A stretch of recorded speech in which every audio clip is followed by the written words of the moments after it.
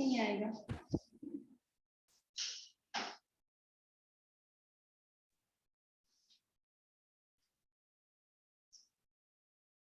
Last lecture में क्या हुआ था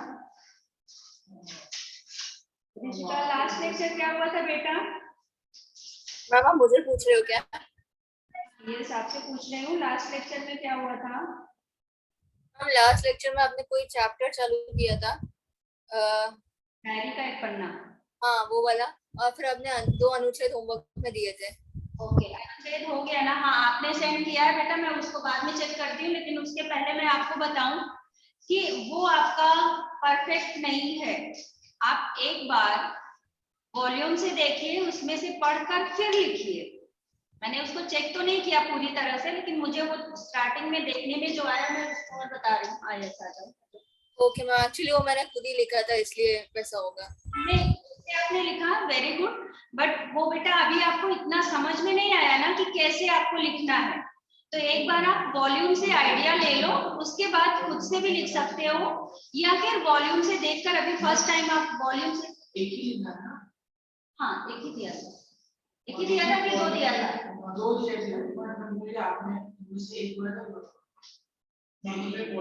मैंने 2 दिया था, तो मैंने बोला था कि 2 करेंगे तो ठीक है, नहीं तो 1 तो करना ही है।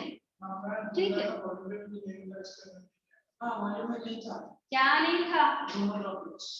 इंटरनेट का और लक्ष्य। मेरे जीवन का लक्ष्य तो मैंने अपने मन से लिखने को आपको दिया था, और इंटरनेट वाला उसमें है। लक्ष्य भी शायद होगा, पता नहीं। अरे मेरे बच्चों, अभी मैं दिखाती हूँ, अभी दिखाती हूँ आपके उसमें वॉल्यूम में है। ठीक है ऋषिका बेटा, एक बार आप उसमें से वॉल्यूम से आइडिया लेकर खुद से भी लिख सकते हैं, नहीं तो स्टार्टिंग में अभी आप वॉल्यूम से देखकर लिखो, बाद में फिर खुद से कोशिश करिएगा। ओके, और जितना आपने भेजा वो मैं करेक्ट करूंगी, लेकिन आप एक बार फिर से ट्राई करो। उसके लिए बेटा अभी थोड़ा सा आपको टाइम देना पड़ेगा। मैंने क्या शुरू किया था? डायरी का एक पन्ना ना? डायरी का एक पन्ना में क्या लेखक परिचय हो गया था? ठीक है, एक बार आप लोग कंफर्म कर दो मुझे। बड़े भाई साहब हो गया, साथी हो गया, मीरा के पद हो गया, फिर है हरिहर काका, अनुच्छेद लेखन, ये सब हो चुका है। डायरी का एक पन्ना हम लोगों ने शुरू किया है ना? ठीक है, आप लोगों का शायद टेस्ट भी अब होने वाला होगा। कुछ टाइम टेबल वगैरह कुछ आया कि नहीं आया टेस्ट के लिए? अभी नहीं आया। टेस्ट भी शायद अभी कुछ दिन में, 1 या 2 वीक में हो जाएगा। तो उसमें से रहता है कि फर्स्ट टेस्ट में क्या आएगा, सेकंड में क्या आएगा, वो भी आपको टॉपिक भी दिखेगा, तो आप उसके हिसाब से आप प्रिपेयर करेंगे अपना, और फिर आप अच्छे से टेस्ट देना। समझ में आया? चैप्टर एक बार जरूर पढ़ लेना, वैसा तो जितना क्वेश्चन आंसर कराया गया जो आपके वॉल्यूम में है वो पढ़ लो, और चैप्टर रीडिंग कंपलसरी है। क्यों? क्योंकि क्वेश्चन अगर बाहर से कुछ, मतलब बाहर में आएगा बुक चैप्टर से ही, लेकिन अगर कुछ घुमाकर पूछा गया तो आप उसको लिख सको। क्लियर? ऋषिका समझ आया बेटा?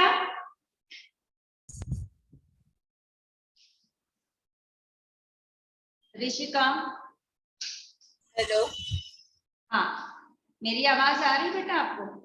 हाँ मैम अभी आ रही है।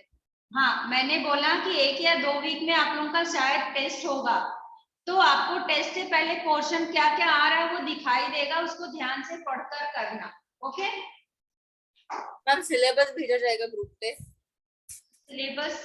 सिलेबस हाँ वो आएगा, आपको दिखेगा जब आपका टेस्ट आएगा ना, तो कौन कौन सा उसमें आ रहा है टॉपिक वो आपको दिखेगा उसमें। ठीक है, और नहीं तो आप लोगों को शायद एडमिशन के टाइम में वो मिला होगा, उसमें दिया होगा कि सब्जेक्ट वाइज नहीं दिया, ऐसा कुछ ऐसा नहीं मिला है? नहीं, ऐसा कोई शीट आपको नहीं मिला। ठीक है, फिर वो आपको दिखेगा, टेस्ट से पहले टॉपिक्स दिखेंगे। चलिए हम लोग आज हम लोग डायरी का एक पन्ना करेंगे। स्पर्श निकालिए। ऋषिका आपको कुछ पूछना था क्या बेटा? मैम किस बारे में? चैप्टर? नहीं, चैप्टर तो जो डाउट है वो पूछो ही। आपका कुछ डाउट था तो मैंने सोचा क्लियर कर दूं। आप कुछ था मेरे पास मैसेज व्हाट्सएप पे डाला था। हाँ, तो हाँ वो हाँ, चित्रात्मक प्रस्तुति थी वो, मतलब उस पोएम की करनी थी। वो स्कूल का वो आता है ना, स्कूल से मल्टीपल असेसमेंट, वो हुआ था, उसका पिक्चोरल रिप्रेजेंटेशन करना था। तो मुझे समझ नहीं रहा था कि मैं क्या दिखाऊं उस पोएम में। तो तुरंत भेजना था वो आपको या बाद में भेजना है? मैम अभी थोड़े दिनों में सबमिट करना है। अभी मतलब 13 जून को स्कूल ओपन होएगा, तो हाँ, उसी 2-3 दिन में सबमिट करना है। ओके। तो बेटा उसमें आपको वो पिक्चर बनानी है ना, उससे रिलेटेड कैसा क्या है, मतलब उसमें कविता में क्या है ऐसा करके ना। तो आपको वो पता है जो मिट्टी का बर्तन बनाते हैं जिनको हिंदी में कुम्हार बोलते हैं? हाँ मैम, मिट्टी का हाँ, बर्तन। मिट्टी का बर्तन मतलब वो जो घड़ा होता है उसको बनाने के लिए वो कुम्हार लोग होते हैं ना, हिंदी में उसको क्या बोलते हैं? हाँ हाँ हाँ, तो वो पॉटर। बेटा वो पिक्चर आपको उसमें बनाने का रहेगा, उससे रिलेटेड है वो। हाँ हाँ, पॉटर, यस, पॉटर होते हैं ना, वो बनाना है। उसमें वही बताया गया कि मिट्टी को कितना भी कुछ भी कर दो बाहर से। आप लोगों ने कभी देखा है वो बनाते हुए, मिट्टी का बर्तन बनाते हुए देखा है? मटका बनाते, कुछ भी कोई भी चीज बनाते हैं तो क्या करते हैं, अंदर से हाथ लगाते हैं, बाहर से ऐसा ऐसा करते हैं, है ना? तो वही उसमें वो आपकी पोयम में वही सारी चीज बताई गई कि मिट्टी का चाहे जो भी कुछ करो वो मिट्टी वैसा का वैसा, उसका कुछ नष्ट नहीं होता। ऐसा वो आपकी पोयम में मुझे थोड़ा सा दिखा। एक्चुअली बेटा टाइम नहीं मिला इसीलिए मैं अभी डिस्कस कर रही थी, ठीक है? तो आपका वो आपको उसके पिक्चर में बनाना रहेगा। हाँ मैम। हाँ, चलिए इसके बाद हम लोग मेन आते हैं अपने टॉपिक पर, जो आपका डायरी का एक पन्ना है। डायरी का एक पन्ना के बारे में मैंने क्या बताया था, बताओ अभी। आप लोग शुरू किया था ना, मैंने बताया था। हाँ, 1930 जो हमारा देश आजाद हुआ था, कभी आजाद हुआ था? 1947 में ना, 1947 में हमारा देश आजाद हुआ था। लेकिन हमारे देश की आजादी के लिए 1930 से ही लोगों के मतलब उस पर करने लगे थे कि हमें अपने देश को आजाद कराना है। और 1930 में कलकत्ता वासी जो हैं, जो कोलकाता है अभी, वो लोगों ने सहयोग नहीं दिया था। इसके लिए था कि कलकत्ता वाले जो है वो सिर्फ अपने भले का सोचते हैं, वो देश के लिए कुछ नहीं करते। ये उन पर एक बहुत बड़ा कलंक लगा। कलंक मीन्स कि लोगों का आरोप था कि कलकत्ता वाले स्वार्थी हैं, वो देश के लिए कुछ नहीं करते।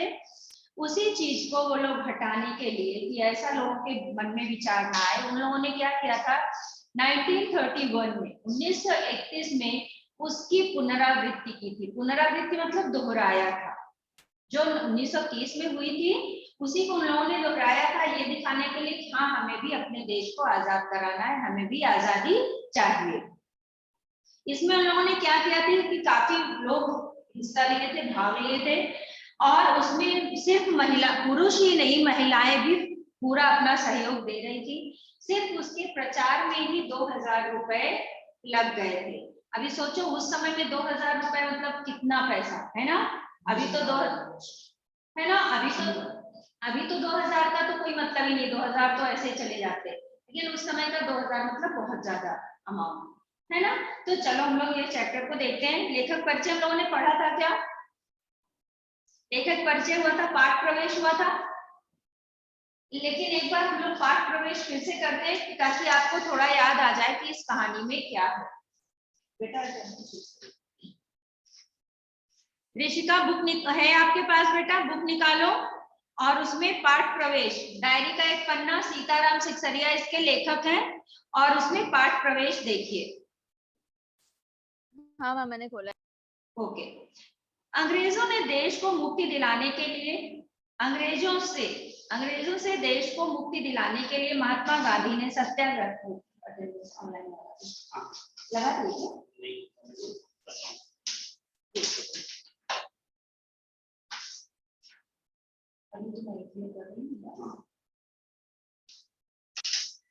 अंग्रेजों से देश को मुक्ति दिलाने के लिए महात्मा गांधी ने सत्याग्रह आंदोलन छेड़ा था। इस आंदोलन ने जनता में आजादी की अलग जगाई।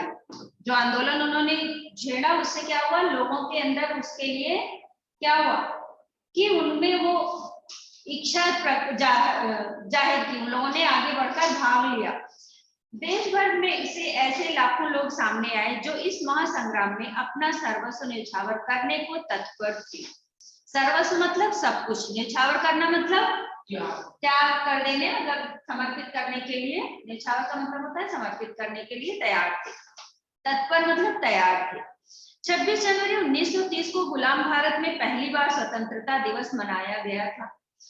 यह सिलसिला आगे भी जारी रहा। आजादी के 2.5 साल बाद आपका देश कब आजाद हुआ? 1947 में। और संविधान कब लागू हुआ था? 1950 में, 26 जनवरी 1950 में। और संविधान के निर्माता कौन है? अम्बेडकर ही है ना? हाँ, तो 1950 में यही दिन हमारे अपने गणतंत्र के लागू होने का दिन भी बना। प्रस्तुत पाठ के लेखक सीताराम सेक्सरिया आजादी की कामना करने वाले उन्हीं अनंत लोगों में से एक थे। इस पाठ के जो लेखक हैं सीताराम सेक्सरिया, बेटा आप लोग हर पाठ के लेखक का नाम जरूर याद रखना, कवि का नाम जरूर याद रखना। अनंत लोगों में से एक थे। वह दिन प्रतिदिन जो भी देखते, सुनते और महसूस करते उसे अपनी निजी डायरी में दर्ज कर लेते थे। दर्ज कर लेना मतलब उसमें लिख लेते थे। उनको डायरी लिखने की आदत थी। बहुत लोग डायरी लिखते हैं, कुछ लोग तो बचपन यानी 8th 9th से ही लिखना शुरू करते हैं, कुछ लोग बड़े होकर लिखते हैं, तो सबकी अपनी अपनी चॉइस है। कुछ लोग तो लिखते ही नहीं है, सबका अपना विचार होता है। तो इस तरह से ये लेखक जो है वो डायरी लिखते थे। उनकी डायरी का, इस पाठ का नाम डायरी का एक पन्ना क्यों पड़ा? क्योंकि वो जो डायरी लिखते थे उसमें से ये एक पेज की स्टोरी, मतलब एक दिन की स्टोरी है, इसलिए इसका नाम एक डायरी का एक पन्ना पड़ा। यह क्रम कई वर्षों तक चला। इस पाठ में उनकी डायरी का 26 जनवरी 1931 का लेखा जोखा है। इसमें क्या है? उनकी डायरी के 1931 का लेखा जोखा, मतलब 1931 के दिन जो हुआ था उसकी कहानी इसमें बताई गई है। नेताजी सुभाष चंद्र बोस और स्वयं लेखक सहित कलकत्ता के लोगों ने देश का दूसरा स्वतंत्रता दिवस किस जोश खरोश से मनाया। अंग्रेज प्रशासकों ने इसे उनका अपराध मानते हुए उन पर और विशेषकर महिला कार्यकर्ताओं पर कैसे कैसे जुल्म ढाए, यही सब इस पाठ में वर्णित है। मतलब इस पाठ में क्या है कि अंग्रेजों ने कितना इनके साथ अत्याचार किया कि जब लोग स्वतंत्रता के लिए, आजादी के लिए आगे जा रहे थे, मॉन्यूमेंट पर झंडारोहण करने जा रहे थे, घोषणा पढ़ने जा रहे थे, और उस समय में पुलिस, एक तो पुलिस कमिश्नर का था नोटिस कि नहीं होना चाहिए, दूसरा काउंसिल का नोटिस था कि वहां पर सब इकट्ठा होकर घोषणा पढ़ेंगे और झंडा फहराएंगे। तो इस तरह से दोनों के बीच क्या था, अगर एक नहीं क्या था, खुला चैलेंज था। अगर ये पुलिस वाले मना कर रहे हैं और काउंसिल वाले आगे बढ़कर कर रहे हैं तो क्या था, खुला चैलेंज था। नहीं, वो मना कर रहे हैं, मैं करूंगा, तो इसको खुला चैलेंज बोलते हैं। तो इसमें महिला कार्यकर्ताओं पर कैसे कैसे जुल्म ढाए, यही सब इस पाठ में वर्णित है। यह पाठ हमारे क्रांतिकारियों की कुर्बानियों की याद तो दिलाता ही है, साथ ही यह भी उजागर करता है कि एक संगठित समाज कृत संकल्प हो तो ऐसा कुछ भी नहीं जो वह ना कर सके। ठीक है, अगर यहाँ पर क्या कहा गया कि एक संगठित मतलब इकट्ठा होकर संगठन के साथ अगर समाज कुछ करना चाहे तो ऐसा कुछ भी नहीं है जो वो नहीं कर सकता। क्लियर? अब मेन हम लोग चैप्टर में आते हैं, पाठ में आते हैं। वैसे तो आपको पाठ प्रवेश से थोड़ा सा हिंट मिल गया, समझ में आ गया, लेकिन मेन आप पाठ में आ जाइए। 26 जनवरी 1931, 26 जनवरी आज का दिन तो अमर दिन है। यहाँ पर आज का दिन तो अमर दिन है मतलब क्या है, लेखक ने जो लिखा था वो डायरी में ऐसा उन्होंने लिखा था, ठीक है, कि आज का दिन तो अमर दिन है।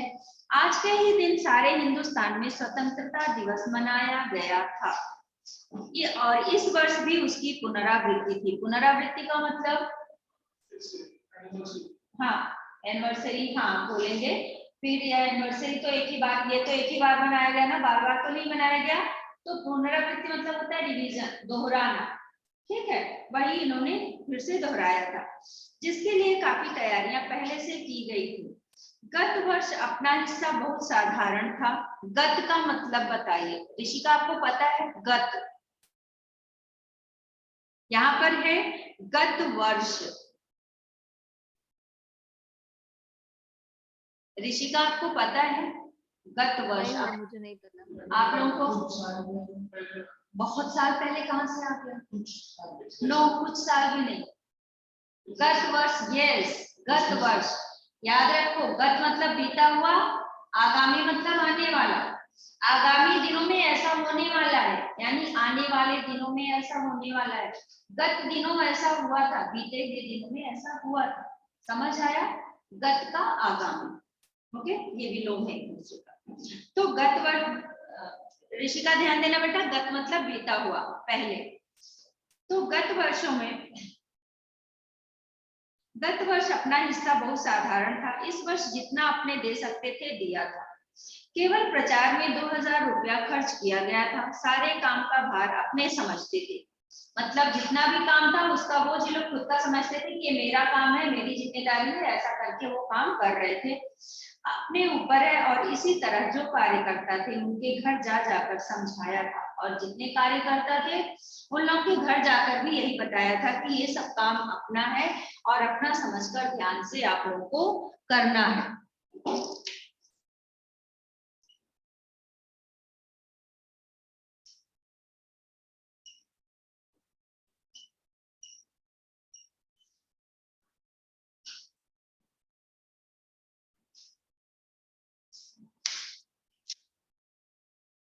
बड़े बाजार के प्रायः मकानों पर राष्ट्रीय झंडा फहरा रहा था, और कई मकान तो ऐसे सजाए गए थे कि ऐसा मालूम हो रहा था मानो स्वतंत्रता मिल गई। मकानों को देखकर क्या लग रहा था, जैसे उनको आजादी मिल गई, वो स्वतंत्र हो गए। लोग क्या खुशियां मना रहे थे, वो यह बताना चाहते थे कि उनको अपने देश को आजाद कराना है, वो आजादी चाहते हैं। कलकत्ते के प्रत्येक भाग में ही झंडे लगाए गए थे। जिस रास्ते से मनुष्य जाते थे उसी रास्ते में उत्साह और नवीनता मालूम होती थी। लोगों का कहना था कि ऐसी सजावट पहले नहीं हुई। पुलिस भी अपनी पूरी ताकत से शहर में गश्त देकर प्रदर्शन कर रही थी। यहाँ पर बेटा है पूरी ताकत से, पुलिस भी अपनी पूरी ताकत से शहर में गश्त, गश्त मतलब गश्त, प्रदर्शन तो अलग शब्द है। गश्त पहरा देना, नो पहरा, गश्त मतलब पहरा देना, ठीक है।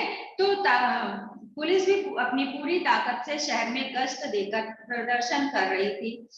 मोटर लारियों में, मोटर लारी अंग्रेजों की जो गाड़ियां थी उसको मोटर लारियां बोला गया है, इसमें लोगों को ले जाते थे।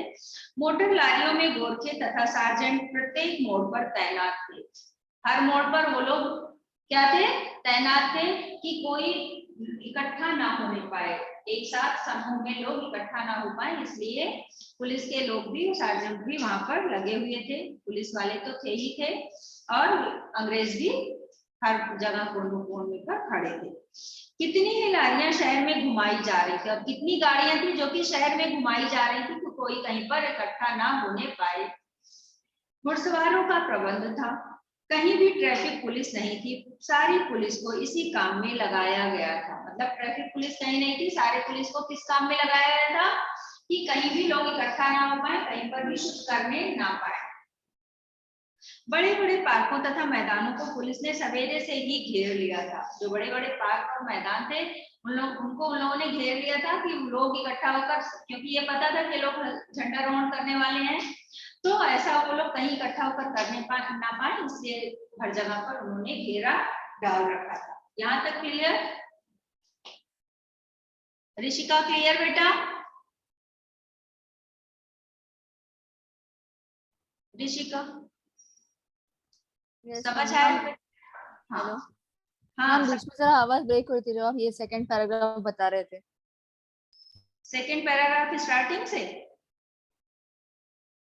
इसमें मैम थोड़ा सा ब्रेक हुआ था तभी। नहीं, मैं क्या बोल रही हूँ, स्टार्टिंग से सेकंड पैराग्राफ आप बोल रहे हो? हमने बीच में कहीं पे तो ब्रेक हुआ था वॉइस। अच्छा ठीक है, एक सेकंड देखो, मैं फिर से बताती हूँ। यहाँ पर है, जिस रास्ते से मनुष्य जाते थे उसी रास्ते में उत्साह और नवीनता मालूम होती थी, और लोगों को कहना था कि ऐसी सजावट पहले नहीं हुई। पुलिस भी अपनी पूरी ताकत से शहर में गश्त देकर प्रदर्शन कर रही थी। गश्त मतलब पहरा देकर प्रदर्शन कर रही थी कि हाँ वो पहरा दे रहे, मतलब हर जगह वो दिखा रही थी। मोटर लारियों में, मोटर लारी अंग्रेजों की गाड़ी जो थी उसको कहा गया है, जिससे वो लोग आते जाते थे, इंसान मानव मनुष्य। गोरखे तथा सार्जेंट प्रत्येक मोड़ पर तैनात थे। हर मोड़ पर वो लोग खड़े थे, तैनात थे मतलब वहां पर खड़े थे। कितनी ही लारियां शहर में घुमाई जा रही थी, कितनी गाड़ी ऐसी थी जो शहर में घुमाई जा रही थी कि कहीं भी लोग ग्रुप बनाकर इकट्ठा होकर खड़े ना हो। घुड़सवारों का प्रबंध था, घुड़सवार भी वहां पर लगाए गए थे जो कि घूम रहे थे। कहीं भी ट्रैफिक पुलिस नहीं थी, सारी पुलिस को इसी काम में लगाया गया था। ट्रैफिक पुलिस कहीं भी नहीं थी, सारे पुलिस को सिर्फ ये लगाया गया था कि कहीं भी कोई इकट्ठा ना होने पाए, कहीं भी कोई फ्लैग होस्टिंग यानी झंडारोहण ना कर पाए या कुछ इस तरह का ना करने पाए। बड़े बड़े पार्कों तथा मैदानों को पुलिस ने सवेरे से ही घेर लिया था। जो बड़े बड़े पार्क और ये मैदान थे, पुलिस ने उनको सुबह से ही घेर लिया था ताकि वहां पर लोग कुछ भी ऐसा ना करने पाए। क्लियर? Yes ma'am. आगे मोन्यूमेंट के नीचे जहां शाम को सभा होने वाली थी, उस जगह को तो भोर में 6 बजे से ही पुलिस ने बड़ी संख्या में घेर लिया था। अभी मोन्यूमेंट क्या है? कि स्मारक का नाम है। स्मारक मतलब बिल्डिंग कोई जगह होती है, उसका नाम मोन्यूमेंट था। के नीचे शाम 6 बजे, जहां शाम को सभा होने वाली थी, उस जगह को भोर में 6 बजे से, भोर मतलब अर्ली मॉर्निंग। अर्ली मॉर्निंग, भोर मतलब अर्ली मॉर्निंग, उसमें था ना, शायद उसमें किसमें था, हरिहर काका में था ना। हाँ, अर्ली मॉर्निंग मतलब भोर में ही पुलिस ने वहां पर घेर लिया था। तब भी कई जगह तो भोर में ही झंडा फहराया गया। क्या बेटा? प्रातः काल दोपहर नहीं होता बेटा, प्रातः काल सुबह होता है। सुबह की मैंने 3 बताए थे, एक अर्ली मॉर्निंग जिसको तड़के या भोर बोलते हैं, जो 4-5 बजे का टाइम होता है, जिसमें उजाला सिर्फ रहता है, मतलब अच्छी तरह से उजाला नहीं होता। फिर प्रातः काल मतलब जब सुबह सूर्योदय का टाइम होता है, वो प्रातः काल होता है। और उसके बाद सुबह होती है, ठीक है, जब सूर्य निकल आता है तो वो सुबह हो जाती है। समझ में आया? दोपहर को शुभ मध्याह्न बोलते हैं, अपराह्न बोलते हैं, अपराह्न, ठीक है, या मध्याह्न, अपराह्न या मध्याह्न। शाम का टाइम संध्या, शाम, शुभ संध्या, जैसे गुड इवनिंग बोलते हैं ना इंग्लिश में, तो हिंदी में शुभ संध्या। गुड आफ्टरनून, शुभ मध्याह्न। समझ में आया? गुड मॉर्निंग तो पता ही है, सुप्रभात। यस। श्रद्धानंद पार्क में बंगाल प्रांतीय विद्यार्थी संघ के मंत्री अविनाश बाबू ने झंडा गाड़ा तो पुलिस ने उनको पकड़ लिया तथा और लोगों को मारा या हटा दिया। तारा सुंदरी पार्क में बड़ा बाजार कांग्रेस कमेटी के युद्ध मंत्री हरिश्चंद्र सिंह झंडा फहराने गए, पर वे भीतर ना जा सके। वो झंडा फहराने तो गए लेकिन अंदर उनको जाने नहीं मिला। वहां पर काफी मारपीट हुई और 2-4 आदमियों के सिर फट गए। गुजराती सेविका संघ की ओर से जुलूस निकला जिसमें बहुत सी लड़कियां थी, उनको गिरफ्तार कर लिया। जुलूस का मतलब होता है बेटा, जो ग्रुप में किसी चीज के लिए एक साथ निकलते हैं ना, मुझे ये चाहिए, ऐसा करना है, तो उसको जुलूस बोलते हैं। हाँ हाँ,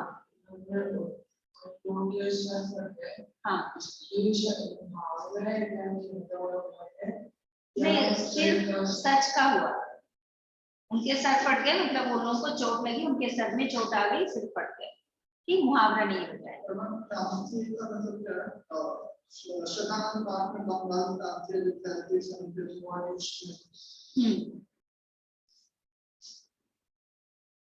ठीक है, झंडा फहराने गए पर वे भीतर ना जा सके। वहां पर काफी मारपीट हुई, 2-4 आदमियों के सिर फट गए। गुजराती सेविका संघ की ओर से जुलूस निकला जिसमें बहुत सी लड़कियां थी, उनको गिरफ्तार कर लिया। 11 बजे मारवाड़ी बालिका विद्यालय की लड़कियों ने अपने विद्यालय में झंडोत्सव मनाया। झंडोत्सव मतलब झंडे का उत्सव मनाया। जानकी देवी मदालसा आदि भी गई थी। लड़कियों को उत्सव का क्या मतलब है समझाया गया। उत्सव मतलब उसका क्या अर्थ है, वो क्यों मनाया जा रहा है, ये समझाया गया। एक बार मोटर में बैठकर सब तरफ घूम कर देखा तो बहुत अच्छा मालूम हो रहा था। जगह जगह फोटो उतर रहे थे। फोटो उतरना मतलब फोटो खींचे जा रहे थे। यस, अपने ही फोटो का काफी प्रबंध किया था। 2-3 बजे कई आदमियों को पकड़ लिया गया जिनमें मुख्य पूर्णोदास और पुरुषोत्तम राय थे। दोपहर में क्या हुआ था कि 2-3 बजे कई आदमियों को पकड़ लिया गया, उनमें मुख्य कौन थे? पूर्णोदास और पुरुषोत्तम राय थे। सुभाष बाबू के जुलूस का भार पूर्णोदास पर था। ये ध्यान रखना, कभी कभी क्वेश्चन ये पूछा जाता है सुभाष बाबू के जुलूस का भार किस पर था, तो पूर्णोदास पर था। पर यह प्रबंध कर पूर्णोदास पर था, पर यह प्रबंध कर चुका था। स्त्री समाज अपनी तैयारी में लगा था। जगह जगह से स्त्रियां अपना जुलूस निकालने की तथा ठीक स्थान पर पहुंचने की कोशिश कर रही थी। स्त्रियां क्या, इसमें क्या हुआ था कि आदमी लोगों ने तो भाग लिया ही था, मतलब वो लोग तो निकले ही थे इसके लिए, लेकिन स्त्रियां भी काफी मात्रा में, भारी मात्रा में निकली थी। ठीक है,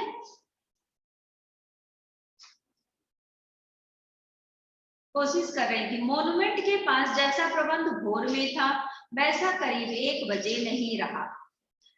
जैसा प्रबंध मतलब वहां पर मॉन्यूमेंट के पास सुबह में जितनी व्यवस्था की गई थी उतना दोपहर के समय में नहीं था 1 बजे तक। इससे लोगों को आशा होने लगी कि शायद पुलिस अपना रंग ना दिखलाए। पुलिस रंग दिखलाना मतलब कि शायद अभी पुलिस ठंडी पड़ गई होगी, अभी वो लोग कुछ नहीं करेंगे। पर वह कब रुकने वाली थी? 3 बजे से ही मैदान में हजारों आदमियों की भीड़ होने लगी और लोग टोलियां बना बनाकर मैदान में घूमने लगे। आज जो बात थी वह निराली थी, मतलब आज जो यहाँ पर हो रहा था वो निराली थी, ऐसा कभी नहीं हुआ था। यहाँ तक क्लियर? आप लोगों को समझ आया? ऋषिका समझ आया बेटा? ये वाला पैराग्राफ ठीक से नहीं समझा। क्या बेटा? सुभाष बाबू के जुलूस का भार पूर्णोदास पर था, ये तो सिंपल सा है।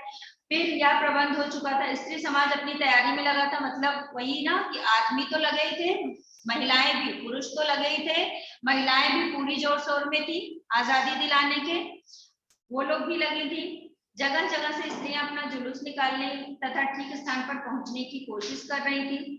मॉन्यूमेंट के पास जैसा प्रबंध भोर में था, जैसा इंतजाम सुबह के समय था, दोपहर में 1 बजे वैसा नहीं था। लोगों को लगा कि पुलिस अब ठंडी पड़ गई, यानी अब पुलिस वाले यहाँ नहीं आएंगे, लेकिन फिर वो 3 बजे फिर आ गए और वहां पर आदमी लोग भी बहुत संख्या में इकट्ठे हो गए। फिर है, लोग टोलियां बना बनाकर मैदान में घूमने लगे। आज जो बात थी वह निराली थी। अभी आज के पहले ऐसा कभी नहीं हुआ था जब महिलाएं और पुरुष इतना किसी चीज के लिए आगे बढ़कर हिस्सा लिए हुए। जब से कानून भंग का काम शुरू हुआ है तब से आज तक इतनी बड़ी सभा ऐसे मैदान में नहीं की गई थी, और यह सभा तो कहना चाहिए कि ओपन लड़ाई थी। यहाँ पर क्या कहा गया कि यह सभा जो थी वो क्या थी? ओपन लड़ाई। जैसा कि मैंने भी बोला था कि एक तरफ पुलिस कमिश्नर का था कि नहीं कुछ भी नहीं होना चाहिए, और दूसरी तरफ काउंसिल का था कि नहीं होगा। ठीक है, पुलिस कमिश्नर का नोटिस निकल चुका था कि अमुक अमुक धारा के अनुसार कोई सभा नहीं हो सकती। आप लोगों को पता है धारा लॉ में होता है ना, एक्ट होता है ना, ये एक्ट, इस एक्ट के तहत ऐसा ऐसा पढ़ा है, तो उस तरह से इसमें था कि अमुक अमुक धारा, पुलिस कमिश्नर ने कहा कि अगर इकट्ठा होंगे तो इस धारा के अनुसार सभा नहीं हो सकती। जो लोग काम करने वाले थे उन सबको इंस्पेक्टरों के द्वारा नोटिस और सूचना दे दी गई थी कि आप यदि सभा में भाग लेंगे तो दोषी समझे जाएंगे। मतलब जो कार्यकर्ता थे जिनको था कि हाँ ये इसमें पार्टिसिपेट करेंगे, भाग लेंगे, हिस्सा लेंगे, उनको पहले से ही पुलिस ने चेतावनी दी थी कि अगर आप इसमें भाग लेंगे तो आप दोषी समझे जाएंगे। इधर काउंसिल की तरफ से नोटिस निकल गया था कि मॉन्यूमेंट के नीचे ठीक 4:24 पर झंडा फहराया जाएगा तथा स्वतंत्रता की प्रतिज्ञा पढ़ी जाएगी। सर्वसाधारण की उपस्थिति होनी चाहिए। इनकी तरफ से क्या था कि सबको आना जरूरी है। यहाँ पर है ना, सर्वसाधारण की उपस्थिति होनी चाहिए, मतलब सबकी उपस्थिति होनी चाहिए, सबको आना अनिवार्य है। और टाइम भी बताया गया था 4:24 पर। खुला चैलेंज देकर ऐसी सभा पहले नहीं की गई थी। इस तरह से खुला चैलेंज देकर पहले कभी ऐसा नहीं हुआ था। ठीक 4:10 पर सुभाष बाबू जुलूस लेकर आए। उनको चौरंगी पर ही रोका गया। चौरंगी मतलब चौराहा होता है ना, तो वहां पर रोका गया, पर भीड़ की अधिकता के कारण पुलिस जुलूस को रोक नहीं सकी। जुलूस मतलब बेटा जो भीड़, अभी कोई भी आप लोगों ने देखा होगा, कोई काम को करने के लिए जब लोग ग्रुप में चलते हैं ना, तो झुंड में, तो उसको जुलूस बोलते हैं ना, तो वही रोक नहीं सकी। मैदान के मोड़ पर पहुंचते ही पुलिस ने लाठियां चलानी शुरू कर दी। अब जब पुलिस वाले कंट्रोल नहीं कर पाते तो क्या करते हैं, लाठी चलाते हैं ना, और भीड़ ज्यादा थी तो पुलिस वाले कंट्रोल नहीं कर पाए। अब कंट्रोल नहीं कर पाए तो उन्होंने लाठियां चलानी शुरू कर दी। बहुत आदमी घायल हुए, सुभाष बाबू पर भी लाठियां पड़ी। सुभाष बाबू बहुत जोरों से वंदे मातरम बोल रहे थे, मतलब सुभाष बाबू पर भी लाठी पड़ी, उनको भी लगी, और वो बहुत तेजी तेजी वंदे मातरम बोल रहे थे। ज्योतिर्मय गांगुली ने सुभाष बाबू से कहा, आप इधर आ जाइए, पर सुभाष बाबू ने कहा, आगे बढ़ना है। अभी उनको लाठी लग रही थी, तो ज्योतिर्मय गांगुली ने बोला कि अभी किसी को चोट लगी तो अगला क्या बोलेगा कि आप किनारे हो जाइए ना, चोट लग रही है तो वहां से हट जाइए। लेकिन सुभाष बाबू ने क्या कहा, नहीं, आगे बढ़ना है, मतलब मुझे वो काम करना है। यहाँ तक क्लियर? ऋषिका समझ आया बेटा? हाँ मैम। आप लोगों को समझो? चलिए आगे देखिए। यह सब तो अपनी सुनी हुई लिख रहे हैं। अब लेखक ने क्या बोला कि यह सब जो उन्होंने लिखा वो सुनी हुई लिख रहे हैं, पर सुभाष बाबू का और अपना विशेष फासला नहीं था। फासला मतलब अंतर नहीं था। सुभाष बाबू बड़े जोर से वंदे मातरम बोलते थे, यह अपनी आंख से देखा। पुलिस भयानक रूप से लाठियां चला रही थी। क्षितिज चटर्जी का फटा हुआ सिर देखकर तथा उसका बहता हुआ खून देखकर आंख मिच जाती थी। आंख मिच जाना मतलब बंद हो जाना। जब बहुत खतरनाक चीज कोई ऐसी डेंजरस होती है तो क्या होता है, आंख ऐसे बंद हो जाती है ना। तो उसीलिए उन्होंने, लेखक ने लिखा कि उनको इतना खून बह रहा था कि आंखें मिच जाती थी, यानी बंद हो जाती। इधर यह हालत हो रही थी कि उधर स्त्रियां मोन्यूमेंट की सीढ़ियों पर चढ़ झंडा फहरा रही थी। यहाँ पर तो ऐसा सब हो रहा है, लाठीचार्ज और ये सब हो रहा है, और उधर स्त्रियां क्या कर रही है, ऐसा नहीं कि एक को चोट लगी तो बैठ गए, नहीं, एक को चोट लगी लगने दो, दूसरा अपना रास्ता बना दो, मतलब वो काम तो करना ही है। ऐसा लोगों के अंदर वो आ गया था कि ये काम तो आज करना ही है, कैसे भी करके, और फिर वो आगे बढ़ रही थी। इधर झंडा फहरा रहा था और घोषणा पढ़ रही थी। स्त्रियां बहुत बड़ी संख्या में पहुंच गई थी। प्रायः सबके पास झंडा था। जो वॉलेंटियर गए थे वे अपने स्थान से लाठियां पड़ने पर भी हटते नहीं थे। यहाँ पर बेटा ये इंग्लिश वर्ड है, वॉलेंटियर मतलब कार्यकर्ता, है ना, वॉलेंटियर मतलब कार्यकर्ता। गए थे वे स्थान से लाठियां पड़ने पर भी हटते नहीं थे। सुभाष बाबू को पकड़ लिया गया और गाड़ी में बैठाकर लाल बाजार लॉकअप में भेज दिया गया। अब सुभाष बाबू को क्या किया गया, पकड़ लिया गया और उनको लॉकअप में भेज दिया गया। कुछ देर बाद ही स्त्रियां जुलूस बनाकर वहां से चली। साथ ही बहुत बड़ी भीड़ इकट्ठी हो गई। बीच में पुलिस कुछ ठंडी पड़ी थी। ठंडी पड़ना मतलब शांत होना पड़ी थी। उसने फिर डंडे चलाने शुरू कर दिए। अब की बार भीड़ ज्यादा होने के कारण बहुत आदमी घायल हुए। अभी क्या था, पुलिस बीच में तो थोड़ा शांत पड़ी थी, लेकिन फिर उन लोगों ने डंडा लाठीचार्ज करना शुरू किया, डंडे चलाने शुरू किए, और भीड़ ज्यादा रहेगी तो क्या होगा, ज्यादा लोग घायल होंगे।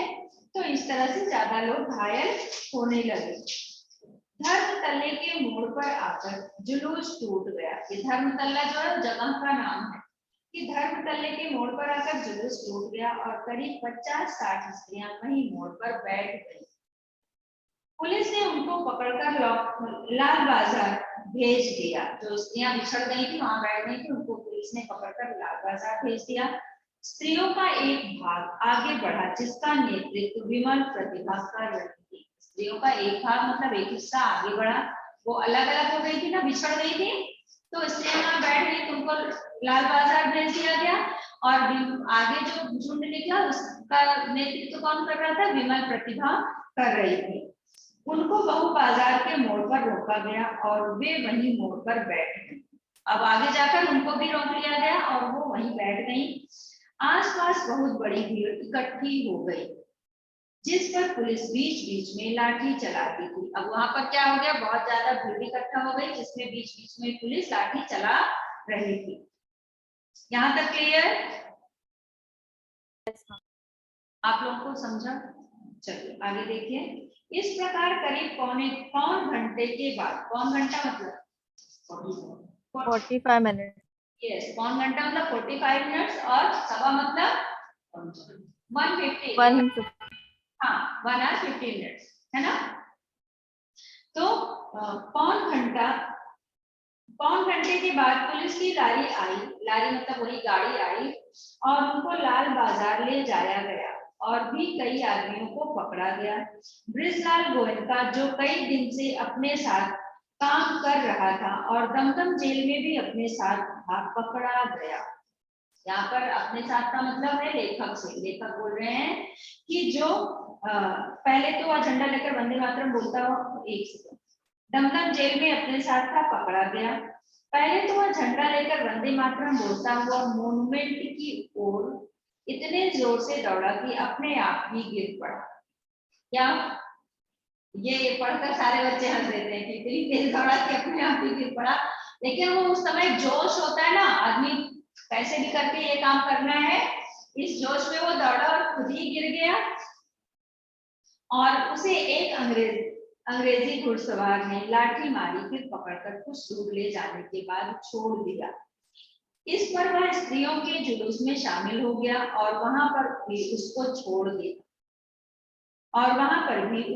दिया। तब वह 200 आदमियों का जुलूस बनाकर लाल बाजार गया और वहां पर गिरफ्तार हो गया। तो जाकर खुद से गिरफ्तार। मदालसा भी पकड़ी गई थी। उससे मालूम हुआ कि उनको थाने में भी मारा गया था। मतलब मदालसा जो है वो भी पकड़ी गई थी ना, तो मदालसा से मालूम हुआ कि वो वहां पर भी मारे गए थे।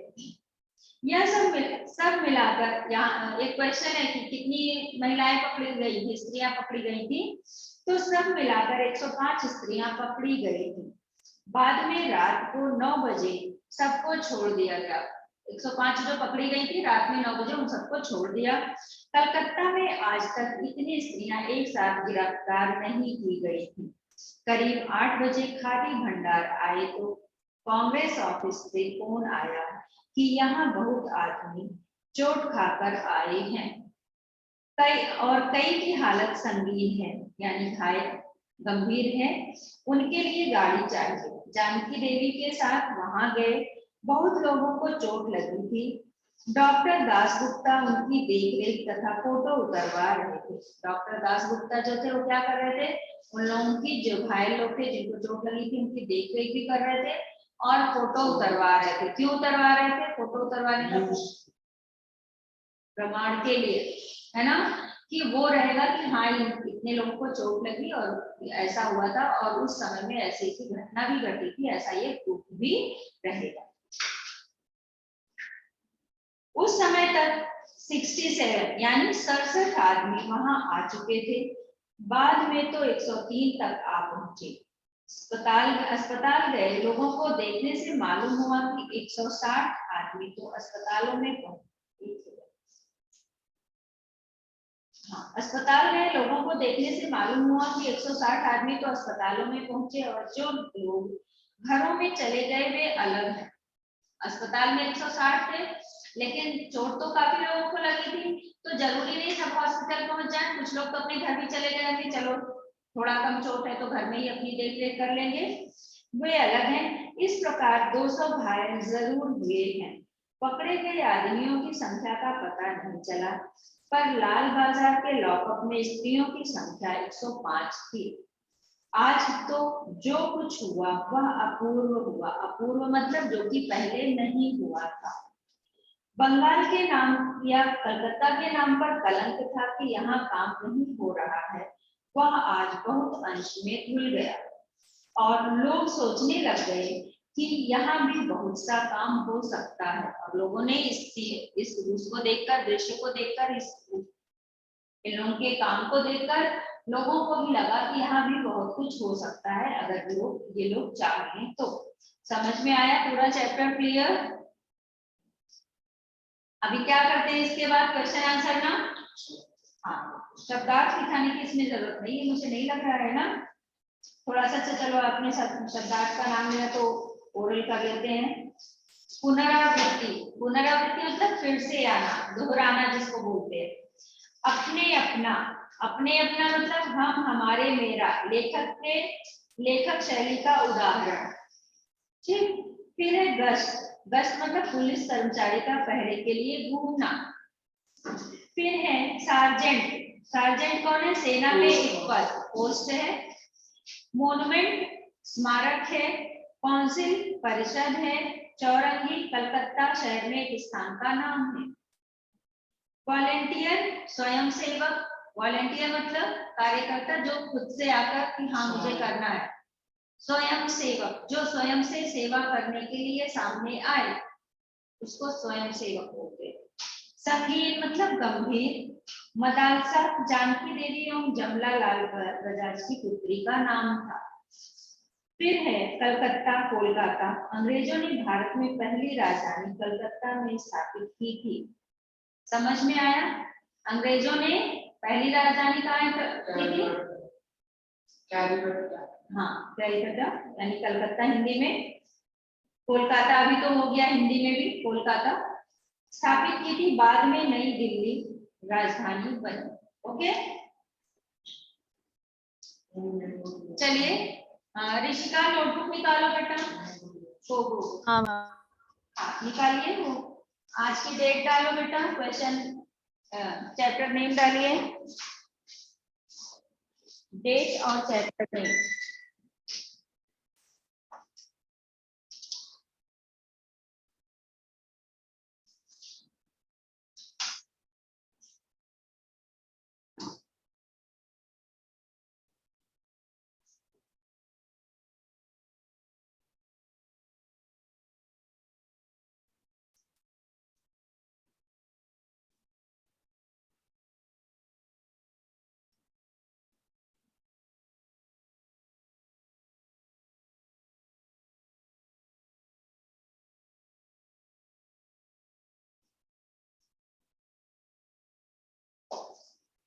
डायरी का एक पन्ना, क्वेश्चन नंबर 1।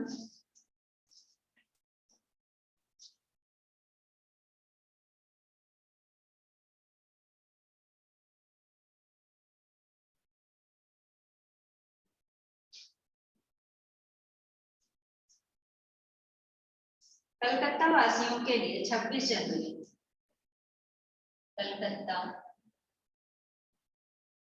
या कोलकाता भी लिख दीजिए। ये क्वेश्चन है आपका था, कलकत्ता वासियों के लिए।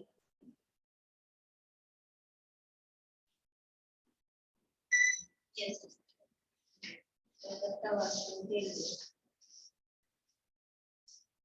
26 जनवरी।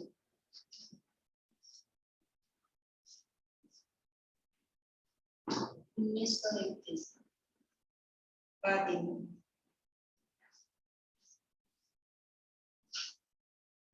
का दिन क्यों महत्वपूर्ण था?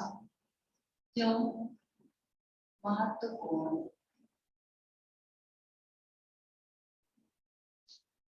क्यों महत्वपूर्ण? कलकत्ता वासियों के लिए 26 जनवरी 1921 का दिन क्यों महत्वपूर्ण था?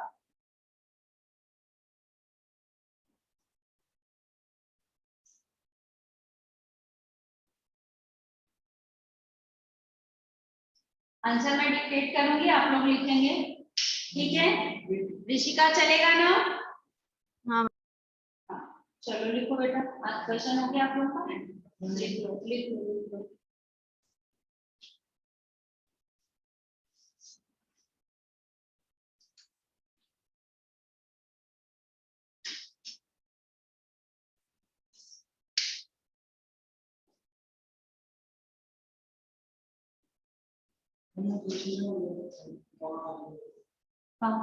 आप पीछे जाना है आपको, इधर बैठ जाओ, इधर नहीं आएगी। नहीं आती है।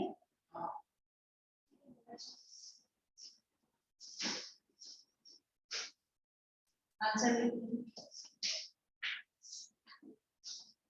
कलकत्ता वासियों के लिए, कलकत्ता वासियों के लिए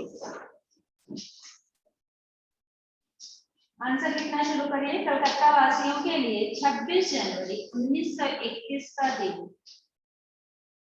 कलकत्ता वासियों के लिए 26 जनवरी 1921 का दिन महत्वपूर्ण महत्वपूर्ण इसलिए था।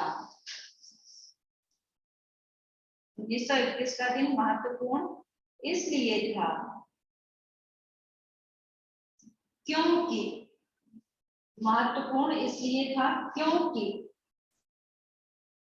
इस दिन,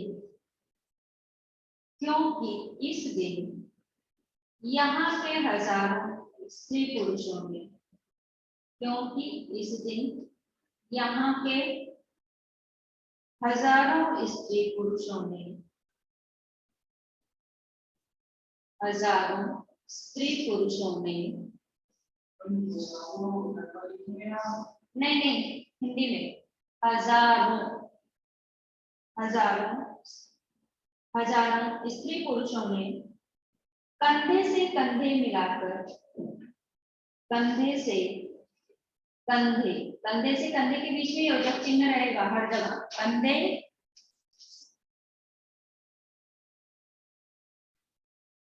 कंधे से कंधे, कंधे से कंधे मिलाकर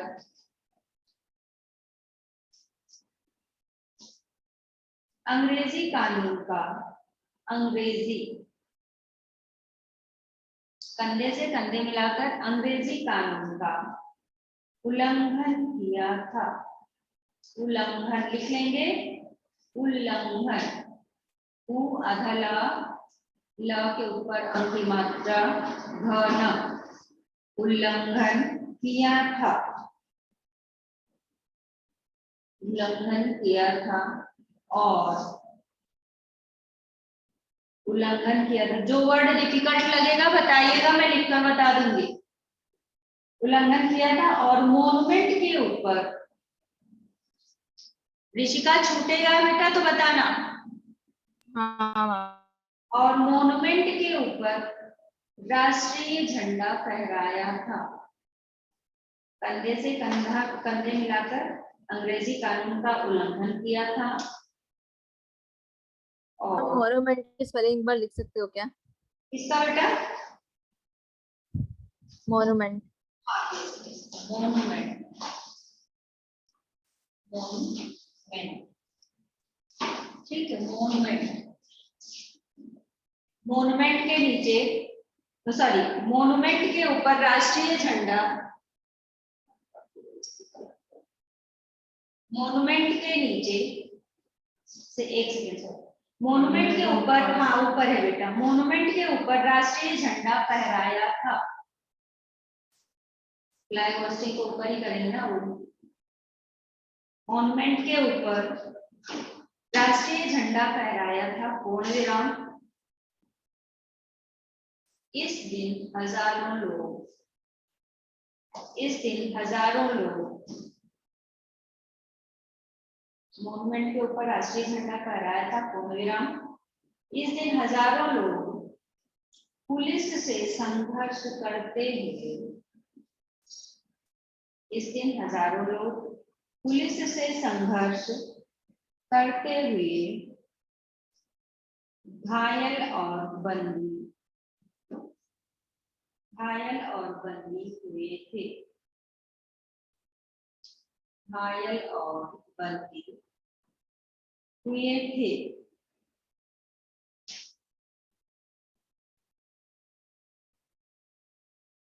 घायल और बंदी, घायल और बंदी हुए थे, घायल और बंदी हुए थे। बंदी मतलब किडनैप, किडनैप नहीं, सॉरी, बंदी मतलब वो पकड़ लिए गए थे ना बेटा। Arrest, arrest, arrest, yes, arrest हुए, हाँ, गिरफ्तार, ये हिंदी में गिरफ्तार। ठीक है। अब आप लोग ये बताइए, सुभाष बाबू के जुलूस का भार किस पर था? चैप्टर में पढ़ा था अभी, मत देखो, याद है नहीं? पूर्णोदास पर था ना? सुभाष बाबू के जुलूस का भार पूर्णोदास पर था ना? कोई क्वेश्चन पूछते हैं उसमें छोटा सा आगे एक छोटा क्वेश्चन बनाकर पूछते हैं, तो ध्यान रखना कहीं ऐसा पूछा ना जाए।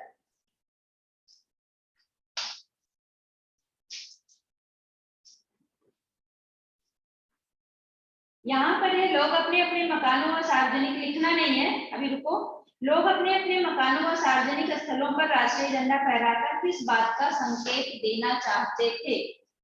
ठीक है, तो ये आप कुछ बच्चे क्या लिखते हैं कि वो उनको आजादी मिल गई है, ऐसा नहीं, उनको आजादी नहीं मिली थी, वो आजादी पाना चाहते थे, वो ये दिखा रहे थे कि आजादी उनको चाहिए। ठीक, तो ये बात लिख लो, नहीं तो कंफ्यूजन रहता है तो बच्चे गलत कर लेते हैं। लोग अपने अपने मकानों व, क्वेश्चन नंबर 2, लोग अपने अपने मकानों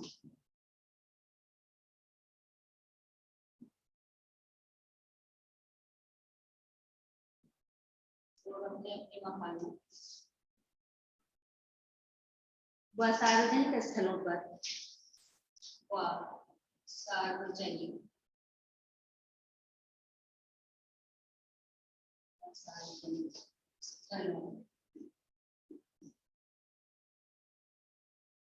सार्वजनिक स्थलों पर राष्ट्रीय झंडा फहराकर, स्थलों पर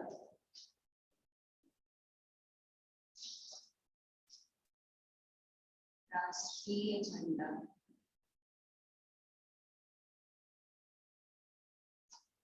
फहराकर इस बात का संकेत, इस बात का संकेत देना चाहते हैं, इस बात का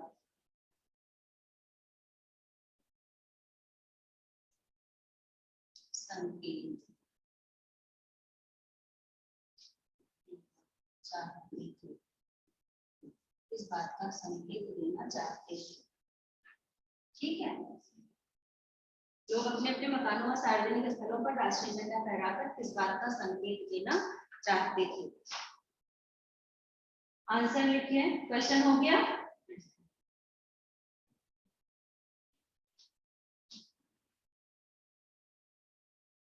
हो गया, चलिए आंसर लिखिए। लोग अपने अपने मकानों व सार्वजनिक स्थलों पर, लोग अपने अपने मकानों व सार्वजनिक स्थलों पर राष्ट्रीय झंडा फहराकर, यहाँ तक यही क्वेश्चन से आ जाएगा। लोग अपने अपने मकानों और सार्वजनिक स्थलों पर राष्ट्रीय झंडा फहराकर, ये किस हटा देंगे, फहराकर यह संकेत देना चाहते थे कि, राष्ट्रीय झंडा फहराकर यह संकेत देना चाहते थे कि,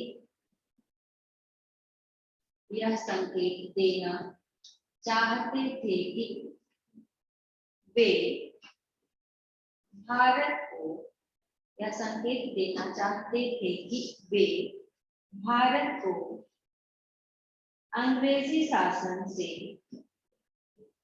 देना चाहते थे कि वे भारत को अंग्रेजी शासन से पूरी तरह मुक्त, अंग्रेजी शासन से पूरी तरह मुक्त कराना चाहते हैं, पूरी तरह मुक्त कराना चाहते हैं।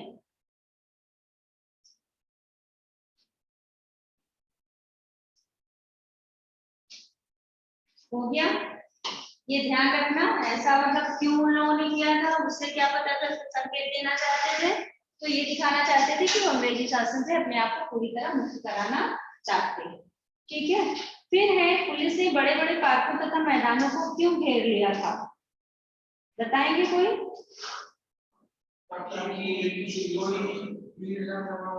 और कोई झंडारोहण न कर पाए, तो ये चीज पुलिस नहीं चाहती थी कि, एक बार इसको याद तो रहेगा ना, एक बार सुन लो, आंसर छोटा सा ही है, सुन लीजिए आप लोग, याद रहेगा, कोई बहुत ऐसा नहीं है, तो ये नहीं दिखा रही मैं। पुलिस ने बड़े बड़े पार्कों तथा मैदानों को क्यों घेर लिया था, क्वेश्चन ये है। पुलिस नहीं चाहती थी कि कलकत्ता के लोग पार्कों और मैदानों में इकट्ठे होकर राष्ट्रीय ध्वज फहराएं और भारत की स्वतंत्रता की प्रतिज्ञा करें। ओके, इसी तरह उन्होंने बड़े बड़े पार्कों और मैदानों को घेर लिया। सिंपल सा, याद रहेगा ना, ऐसा क्वेश्चन आया तो कर लेना। इसके बाद है 25 to 30 वर्ड्स वाला है शब्द। अब ये दोनों सेम नहीं है, यहाँ पर ऐसा देखने में सेम है बट क्वेश्चन अलग अलग टाइप का है। 26 जनवरी 1931, क्वेश्चन नंबर 3। 26 जनवरी 1931 1931 के दिन को अमर बनाने के लिए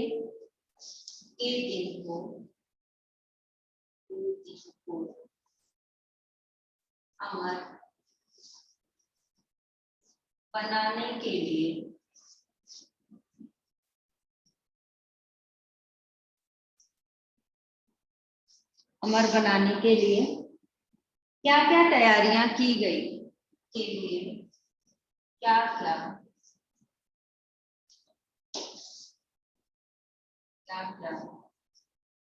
तैयारियां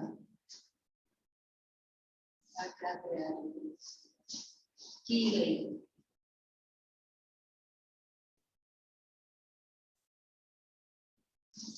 क्या क्या तैयारियां की गई।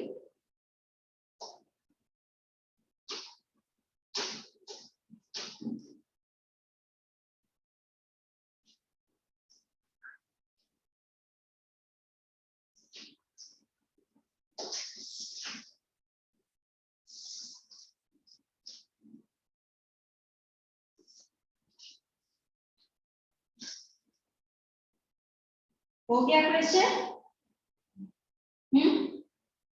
ऋषिका क्वेश्चन हुआ बेटा? हाँ मैम, हो गया। ओके, आंसर लिखिए। इस दिन को अमर बनाने के लिए काफी तैयारियां इस दिन को अमर बनाने के लिए काफी तैयारियां की गई थी। यहाँ पर पूरा इतना लंबा भी डाल सकते हैं कि 26 जनवरी 1931 के दिन को अमर बनाने के लिए, और नहीं तो ऐसा भी इस दिन को अमर बनाने के लिए काफी तैयारियां की गई थी। काफी तैयारियां की गई थी, पूर्ण विराम। इस वर्ष लोग की गई थी क्या आगे? हाँ, की गई थी, पूर्ण विराम, हिंदी वाला फुल स्टॉप। मैम कर दिया। हाँ, इस वर्ष लोग जितना दे सकते थे, इस वर्ष लोग जितना दे सकते थे उतना योगदान दिया। इस वर्ष लोग जितना दे सकते थे उतना योगदान दिया। पूर्ण विराम। इस वर्ष लोग जितना दे सकते थे उतना योगदान दिया, पूर्ण विराम। केवल प्रचार में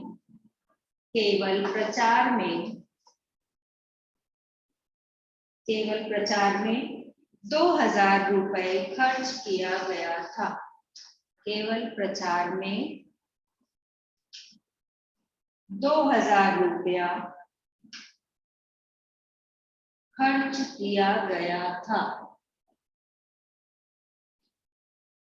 केवल प्रचार में 2000 रुपया खर्च किया गया था, पूर्ण विराम।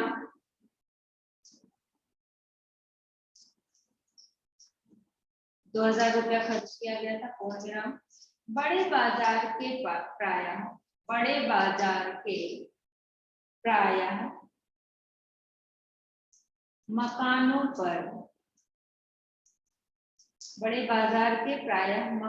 पर प्रायः, कुछ बच्चे क्या करते हैं, प्रायः को कैसे लिखते हैं, प्रायः। ये प्रायः नहीं होता, कैसे होता है प्रायः? साइड में वो 2 डॉट्स वो आते हैं। यस, इसको विसर्ग बोलते हैं। 9th में पढ़ा है, अनुस्वार अनुनासिक तो पढ़ा है ना। अनुस्वार अनुनासिक होता है तो ये विसर्ग बोला जाता है, ठीक है। तो ये प्रायः होता है। प्रायः मकानों पर राष्ट्रीय झंडा फहरा रहा था। प्रायः मकानों पर राष्ट्रीय झंडा फहरा रहा था। और राष्ट्रीय झंडा फहरा रहा था और कई मकान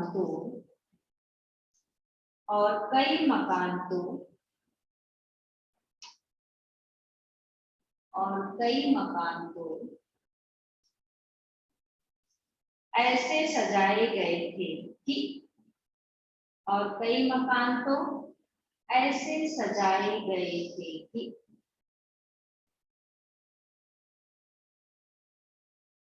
और कई मकान तो ऐसे सजाए गए थे मानो स्वतंत्रता मिल गई। और कई मकान तो ऐसे सजाए गए थे कि मानो स्वतंत्रता मिल गई।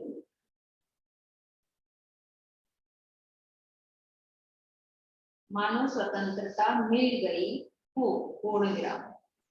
कई मकान तो ऐसे सजाए गए थे मानो स्वतंत्रता मिल गई हो, पूर्ण विराम। मानो स्वतंत्रता मिल गई हो, पूर्ण विराम। कलकत्ते के प्रत्येक भाग में, कलकत्ते के प्रत्येक भाग में,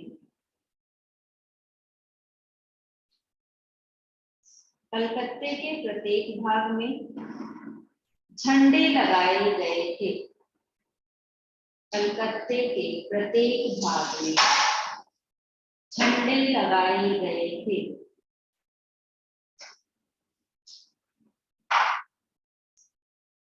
कलकत्ते के प्रत्येक भाग में झंडे लगाए गए थे, पूर्ण विराम। अनेक स्थानों से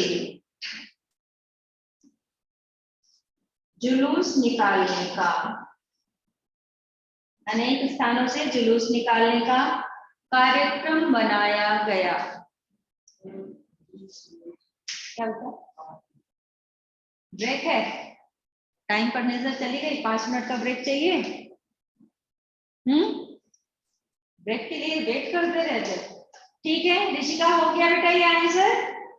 मैम कार्यक्रम बनाया गया था ना? हाँ, कार्यक्रम बनाया गया। हाँ मैम, हो गया। चलो 5 मिनट का ब्रेक आप भी ले लो। 5 मिनट में जो करना है, ये अक्षर को ब्रेक चाहिए होता है, जरूरी होता है, मोबाइल पे सुना नहीं। चलो आप भी बैठो, मैं भी बैठती हूँ 5 मिनट के लिए। ऋषिका बेटा 5 मिनट में आप आ जाना। हाँ। कर लो 5 मिनट में क्या करना है।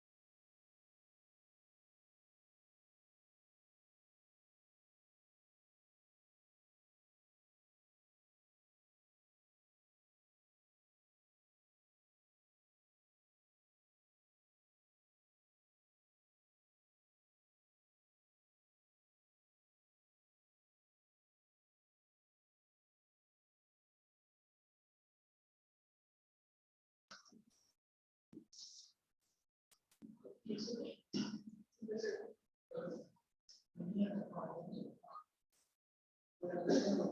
गया अक्षर 5 मिनट तुम्हारा। हाँ बस इतनी ब्रेक, इतनी देर के लिए ब्रेक चाहिए होता है तुमको। हाँ 5 मिनट समझते हैं आज देख लो क्या 5 मिनट का ब्रेक होता है। हाँ? चलिए वो आदत में है ना, ब्रेक है तो ब्रेक मिलना ही चाहिए। चलो कोई बात नहीं। इसके बाद आप लोग ये वाला क्वेश्चन करेंगे, पुलिस कमिश्नर के नोटिस और काउंसिल के नोटिस में क्या अंतर था। Police commissioner question number 4, police commissioner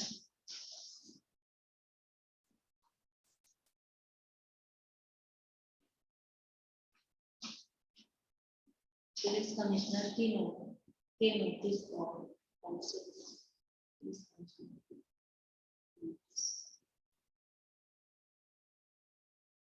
और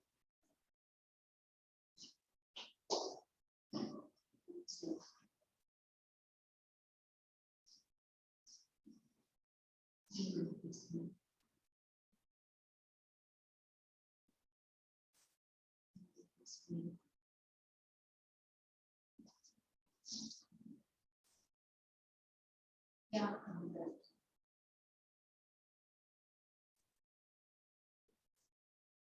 ठीक है, पुलिस कमिश्नर की नोटिस और काउंसिल की नोटिस में क्या अंतर था बताइए, याद है कुछ, क्या अंतर था। पुलिस कमिश्नर की नोटिस क्या थी कि जो लोग पकड़े जाएंगे वो अमुक धारा के अंतर्गत, ऐसा है ना, कि वहां पर ये नहीं करना है, भीड़ नहीं करना है, अगर जो भी वहां पर पाया जाएगा वो अमुक धारा के अंतर्गत आएगा। और कमिश्नर इनका क्या था, काउंसिल की नोटिस क्या थी कि सबको 4:24 पर वहां पर इकट्ठा होना है। ठीक है ऋषिका, क्वेश्चन हुआ बेटा। हाँ मैम। ठीक है आंसर लिखिए। पुलिस कमिश्नर की नोटिस के अनुसार, पुलिस कमिश्नर की नोटिस के अनुसार कोई सभा नहीं हो सकती थी। पुलिस कमिश्नर की नोटिस के अनुसार कोई सभा, नोटिस के अनुसार कोई सभा नहीं हो सकती थी। पुलिस कमिश्नर की नोटिस के अनुसार कोई सभा नहीं हो सकती थी, पूर्ण विराम। सभा में भाग लेने वाले, सभा में भाग लेने वाले, सभा में भाग लेने वाले अमुक अमुक धारा के तहत, सभा में भाग लेने वाले अमुक मतलब वो नाम नंबर नहीं बताया गया ना, अमुक अमुक मतलब इस धारा, अमुक मतलब कि ये धारा के अंतर्गत, जैसे लोग बोलते हैं ना धारा इसमें, धारा इसमें, तो उन्होंने धारा का नाम नहीं बताया, सिर्फ ये बोला कि इस धारा यानी अमुक अमुक धारा के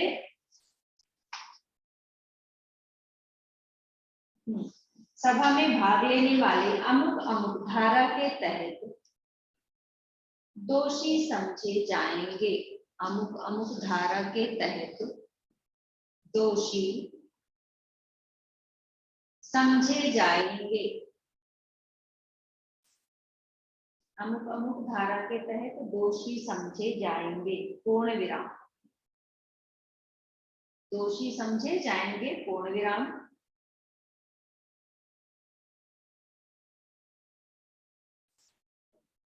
दोषी समझे जाएंगे, पूर्ण विराम। काउंसिल के नोटिस के अनुसार, काउंसिल की नोटिस के अनुसार मॉन्यूमेंट के ठीक नीचे, काउंसिल की नोटिस के अनुसार मॉन्यूमेंट के ठीक नीचे 4 बजकर, मॉन्यूमेंट के ठीक नीचे 4:24 पर, मॉन्यूमेंट के ठीक नीचे 4:24 पर 24 4 4:30 नहीं 4:30 कैसे लिखोगे, नंबर पूरा टाइम ही चेंज कर दोगे।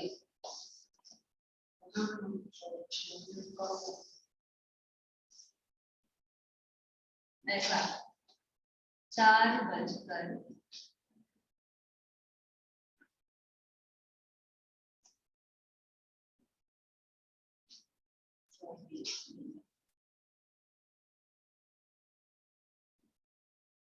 4:24 ऐसा होगा बेटा, ठीक है। 24 साढ़े करोगे तो 6 मिनट ज्यादा हो जाएगा ना।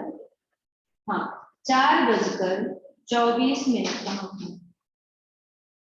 4:24 पर झंडा फहराया जाएगा। 4:24 पर झंडा फहराया जाएगा तथा सभी की झंडा फहराया जाएगा तथा सभी की उपस्थिति अनिवार्य है तथा सभी की उपस्थिति अनिवार्य है तथा सभी की उपस्थिति अनिवार्य है पूर्ण विराम तथा सभी की उपस्थिति अनिवार्य है पूर्ण विराम। इसमें ऋषिका हो गया बेटा, कुछ छूट तो नहीं रहा है ना? नहीं मैम, अनिवार्य है तक लिख लिया। हाँ उपस्थिति अनिवार्य है, अनिवार्य एक सेकंड का अनिवार्य से लिखते हैं, अनिवार्य, ठीक है। सभी की उपस्थिति अनिवार्य है पूर्ण विराम। इसमें सर्वसाधारण की उपस्थिति मांगी गई थी। इसमें सर्वसाधारण ऐसा इसमें सर्वसाधारण की उपस्थिति मांगी गई थी। सर्वसाधारण मतलब सभी की, सर्वसाधारण की उपस्थिति मांगी गई थी पूर्ण विराम। यह एक खुला चैलेंज था। यह एक खुला चैलेंज, जो कि इंग्लिश वर्ड है, हिंदी में लिखना है चैलेंज था। यह एक खुला चैलेंज था पूर्ण विराम। चैलेंज लिखना या चुनौती लिख सकते हैं? हाँ चुनौती लिख सकते हैं बेटा, आपकी बुक में चैलेंज था तो चैलेंज यहाँ पर लिखा है, आप चुनौती भी लिख सकते हो। यह एक खुली चुनौती थी, फिर आपका ये सेंटेंस पूरा चेंज हो जाएगा। यह एक खुली चुनौती थी और ये चैलेंज लिखेंगे तो यह एक खुला चैलेंज था, ऐसा, ठीक है। ओके। यह एक खुला चैलेंज था या चुनौती थी पूर्ण विराम। पुलिस कमिश्नर के नोटिस और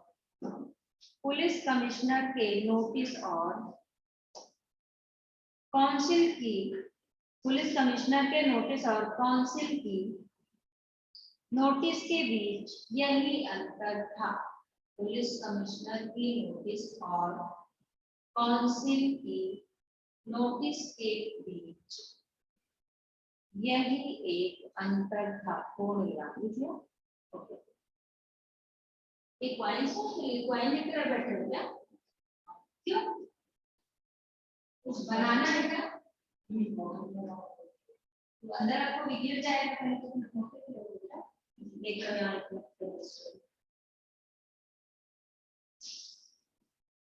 हो गया।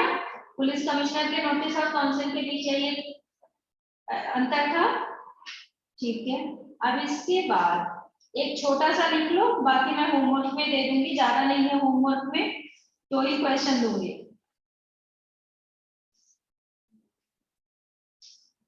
बाकी का जो रहेगा आप लोग पढ़ के रखना। तो डॉक्टर दासगुप्ता जुलूस में डॉक्टर दासगुप्ता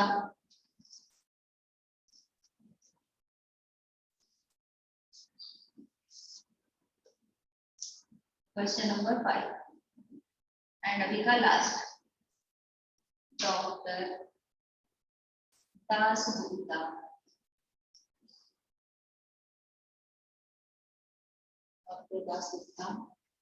जुलूस में घायल लोगों की यूज में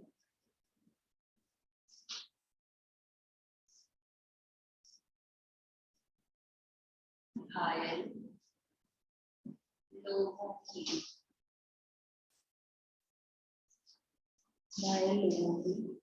देख रेख तो कर रहे थे, देख रेख तो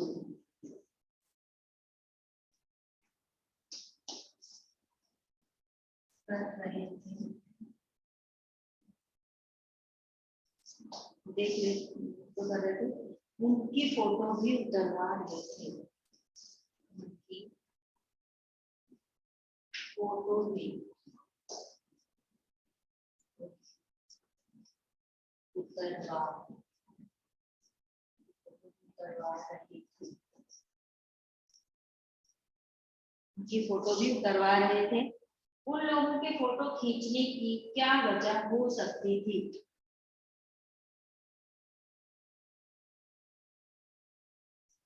उन लोगों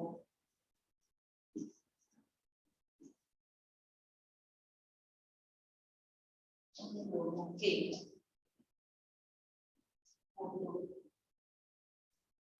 लोगों के फोटो खींचने की क्या वजह थी? लोगों के फोटो खींचने की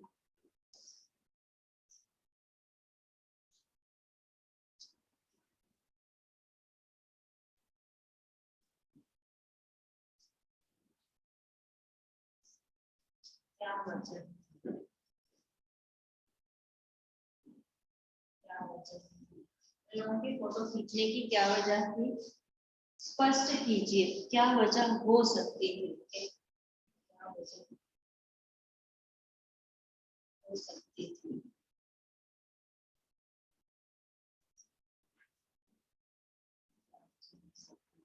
स्पष्ट कीजिए,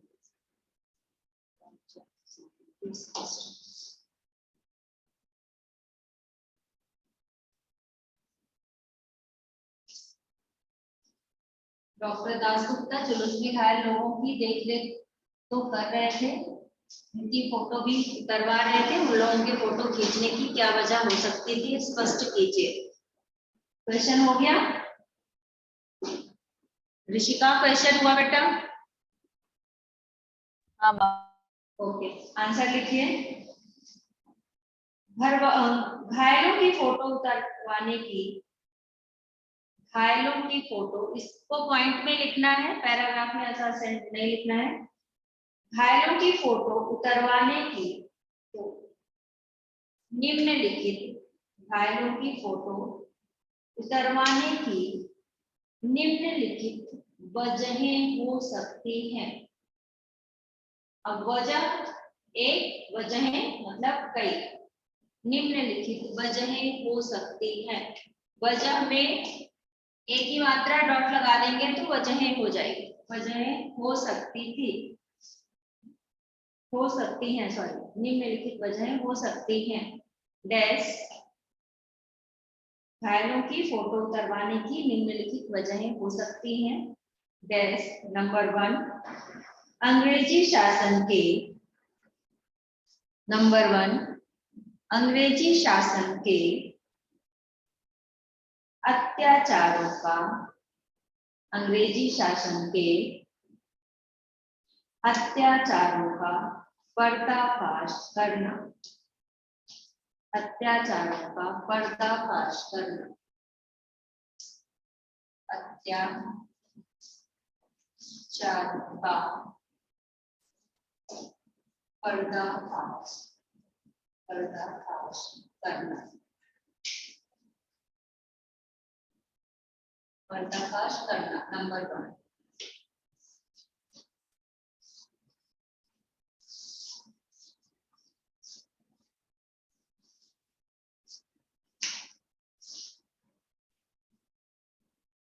अंग्रेजी शासन के अत्याचारों का पर्दाफाश करना, नंबर 1।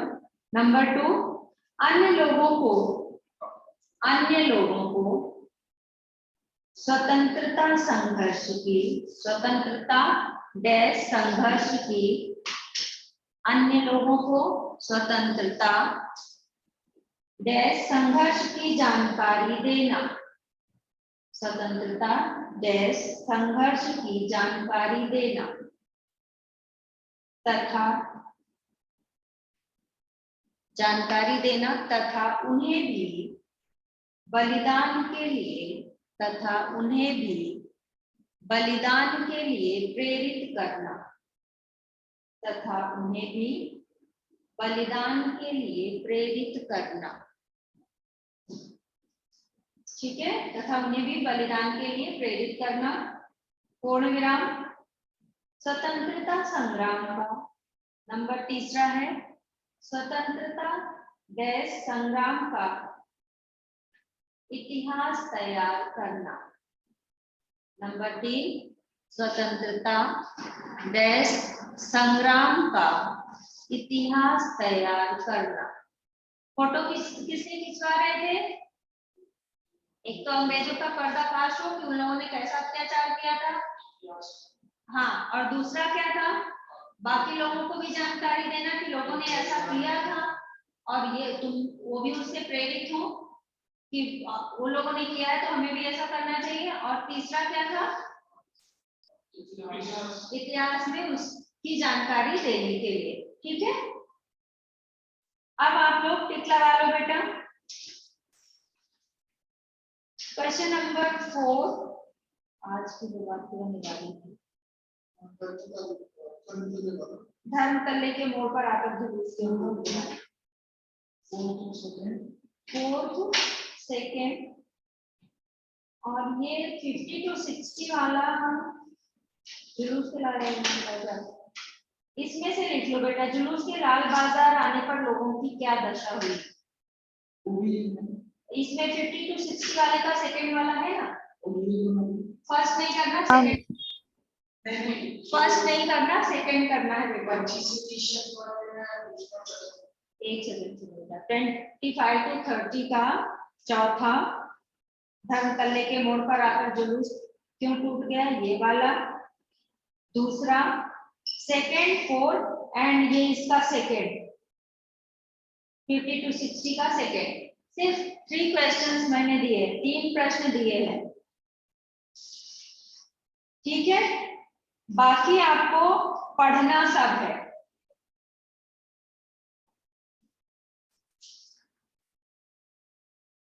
समझ में आया? पढ़ना सब है, लिखने के लिए मैंने 3 प्रश्न दिए हैं बस। ये जो पीछे दिया है, निम्नलिखित का आशय स्पष्ट कीजिए। आशय स्पष्ट करने का एग्जाम में नहीं आता, लेकिन इसको क्वेश्चन में के रूप में दे सकते हैं, क्वेश्चन के उसमें फ्रेम करके दे सकते हैं। जैसे यहाँ पर है, आज जो कुछ भी हुआ अपूर्व हुआ, बंगाल के नाम पर बंगाल के नाम या कलकत्ता के नाम पर कलम था या काम, यहाँ काम नहीं हो रहा है, आज बहुत अंश धुल गए हैं। पाठ के आधार पर स्पष्ट कीजिए, उक्ति को पाठ के आधार पर स्पष्ट कीजिए। ऐसा करके वो क्वेश्चन पूछ सकते हैं, ऐसा नहीं पूछेंगे कि इसका आशय स्पष्ट करो, लेकिन ऐसा वो क्वेश्चन में पूछ सकते हैं। तो इसलिए ये पढ़कर रखो। ठीक है, इसमें इसका दोनों खुला चैलेंज देकर ऐसे सभा पहले नहीं की गई थी, ओपन लड़ाई किसे कहा गया है, अपूर्व क्यों थी, ये सब जरूर पढ़ लेना। ठीक है, मैं लिखने के लिए नहीं दे रही, लेकिन पढ़ना जरूर। अभी तो पढ़ना ही पढ़ना, बाद में आपका बोर्ड के टाइम में ये सब जरूर पढ़ लेना, क्योंकि वो लोग क्या करते हैं, कहीं से कुछ भी क्वेश्चन फ्रेम कर लेते हैं। तो आपको पूरे चैप्टर का अगर नॉलेज रहेगा तो वो कुछ भी क्वेश्चन पूछेंगे तो आप उसको समझ के कर सकोगे। समझ आया ऋषिका? Yes ma'am. अब आज आपका ये वाला चैप्टर कंप्लीट हो गया, टाइम अभी बचा है, तो मैं आप लोगों को वो अगला चैप्टर जो है उससे इंट्रोड्यूस करती हूँ, मतलब बताती हूँ कि इसमें क्या है। ठीक है, गद्य से अभी ये वाला होने के बाद नेक्स्ट जो आपका होगा वो मैं आप लोगों को लघु कथा कराऊंगी। ये जो कौन सा मैम? ये जो अभी चैप्टर में कराऊंगी बेटा, गद्य स्पर्श का, सॉरी स्पर्श का ये दूसरा चैप्टर है। दूसरा मीन्स की कौन सा, तीसरा, ततारा बामीरो। ठीक है, इस कहानी के पीछे मेन उद्देश्य क्या है, ये चैप्टर में रखने का मेन कारण क्या है कि बच्चों को इस चीज से अवगत कराया जाए कि अंडमान निकोबार के जो 2 भाग हुए उसके पीछे क्या कारण है, वो 2 भाग क्यों हुआ। समझ में आया? इसलिए ये चैप्टर में रखा गया, बाकी इसको पढ़ाने का कोई उद्देश्य नहीं है। समझ में आया? ठीक है। ये नेक्स्ट चैप्टर खोलो बेटा, तातारा वामीरो।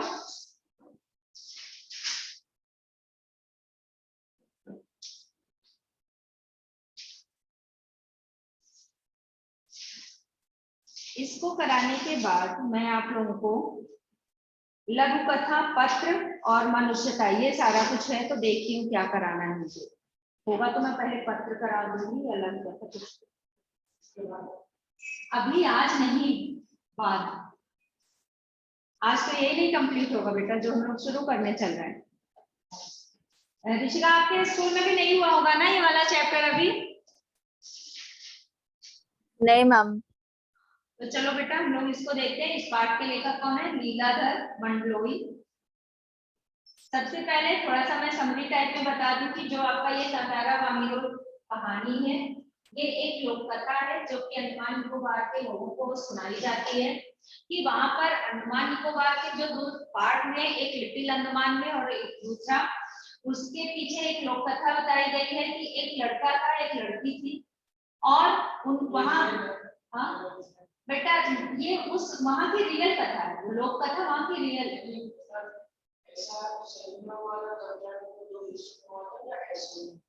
बेटा ये स्टोरी में इसमें लाने का मतलब ये है कि यही सही है बताया गया उसमें, ठीक है? ये स्टोरी वहां के लिए सही है, मतलब वहां पर अभी भी ये कथा सुनाई जाती है जो आपके चैप्टर में है। समझ में आया? हाँ, आपका क्वेश्चन है कि क्या ये रियल है कि वो 2 टुकड़े हुए हैं, ये इस वजह से हुआ है या वैसे, यही ना? तो यही कहानी में पढ़ाया गया कि हाँ ये सत्य घटना है, इसी की वजह से वो 2 टुकड़ों में डिवाइड हुआ। ओके, चलिए।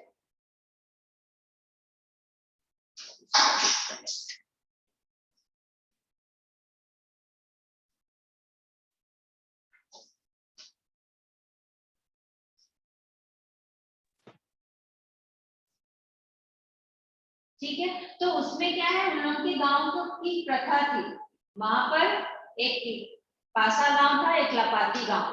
पासा गांव और लपाती गांव, और वहां के लोगों की क्या प्रथा थी कि अगर एक गांव का लड़का है तो या लड़की है, चाहे वो लड़का है चाहे लड़की है, तो वो अपने गांव के लोग लड़के या लड़की से ही उसकी शादी हो सकती थी, दूसरे गांव से नहीं हो सकती थी। ये वहां की प्रथा थी।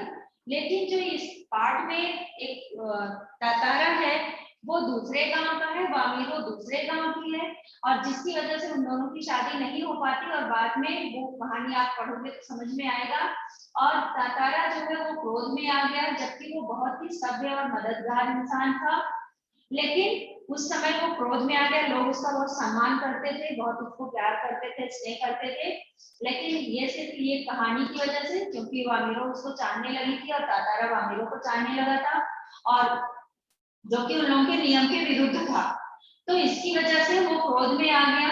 लोगों ने उसको भला बुरा कहा और वो उसको बर्दाश्त नहीं हुआ, और उसने अपने क्रोध में, उसके पास एक क्या लकड़ी की तलवार हुआ करती थी, और वो लकड़ी की तलवार क्या उसके लिए था कि उसमें एक दैवीय शक्ति है। लोगों की मान्यता थी कि उस लकड़ी के तलवार में दैवीय शक्ति है, और वो उसको कभी किसी के सामने प्रयोग में नहीं लाता था, वो सिर्फ अपने पास कभी यूज नहीं करता था। वो दैवीय शक्ति मतलब वो लकड़ी की थी, लेकिन तलवार, हाँ दैवीय शक्ति मतलब कि उसमें देवी की शक्ति है, ईश्वर का, हाँ यस, ईश्वर की उसमें शक्ति है, जबकि वो लकड़ी की थी, लेकिन जिस काम के लिए वो, ऐसा लोगों की मान्यता थी कि तातारा जो है उसको यूज करता था, जिस काम के लिए वो काम हो जाता था, यानी उसमें किसी ईश्वर का है उसमें, और वो बाद में निकालता है जब उसको गुस्सा आती है। लोग उसको उल्टा सीधा बोलते हैं, भला बुरा बोलते हैं, जबकि पहले उसका बहुत सम्मान करते थे, बहुत उसको प्यार करते थे, स्नेह करते थे, और बाद में उसको बर्दाश्त नहीं हुआ और वो मजबूर था, कुछ कर भी नहीं सकता था, ना बोल सकता था। तो क्रोध में आदमी अपने गुस्से को कैसे कंट्रोल में करता है? मर के। ये गुस्से को कंट्रोल में करना होता है। सुसाइड करके कंट्रोल होता है? तो गया दुनिया से, तो कंट्रोल कहाँ किया? कंट्रोल कैसे करते हैं गुस्से को? चिल्ला के कंट्रोल करते हैं।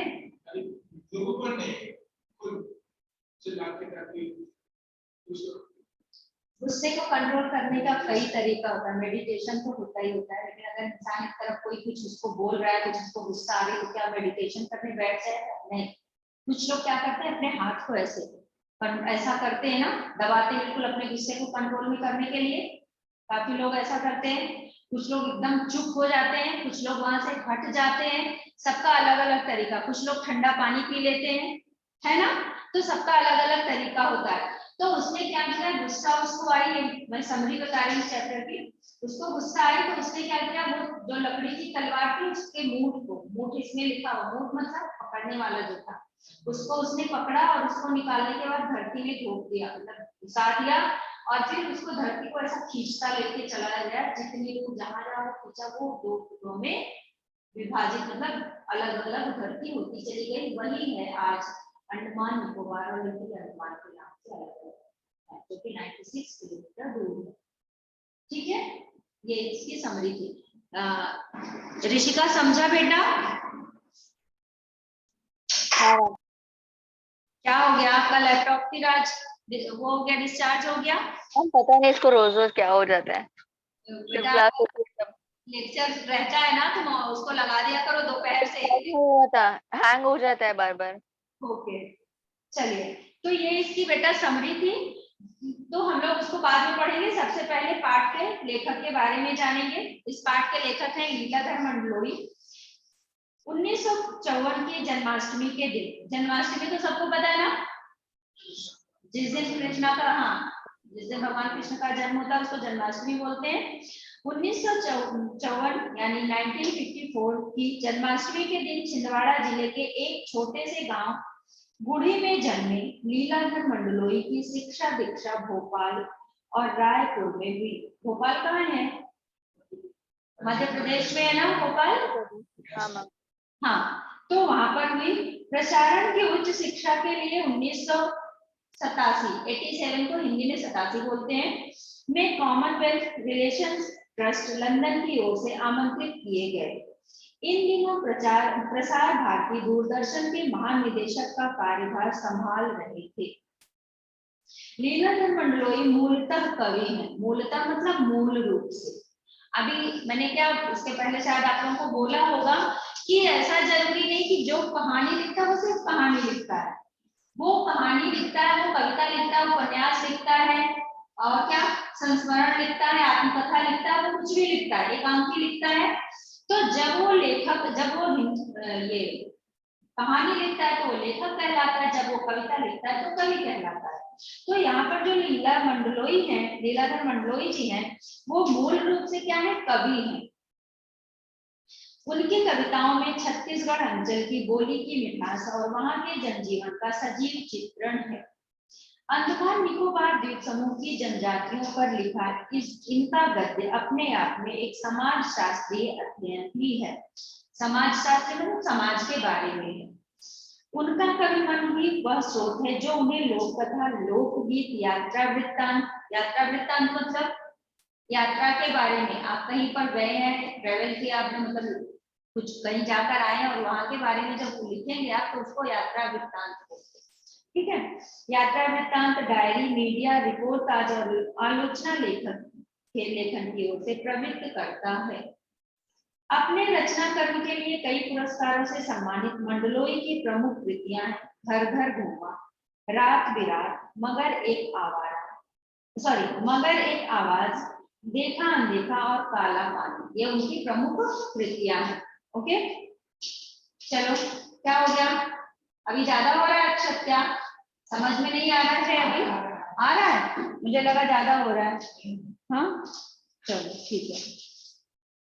आपका बीच बीच में ऐसा बन जाता है ना, मुझे लगता है कि अभी बस ज्यादा हो रहा है।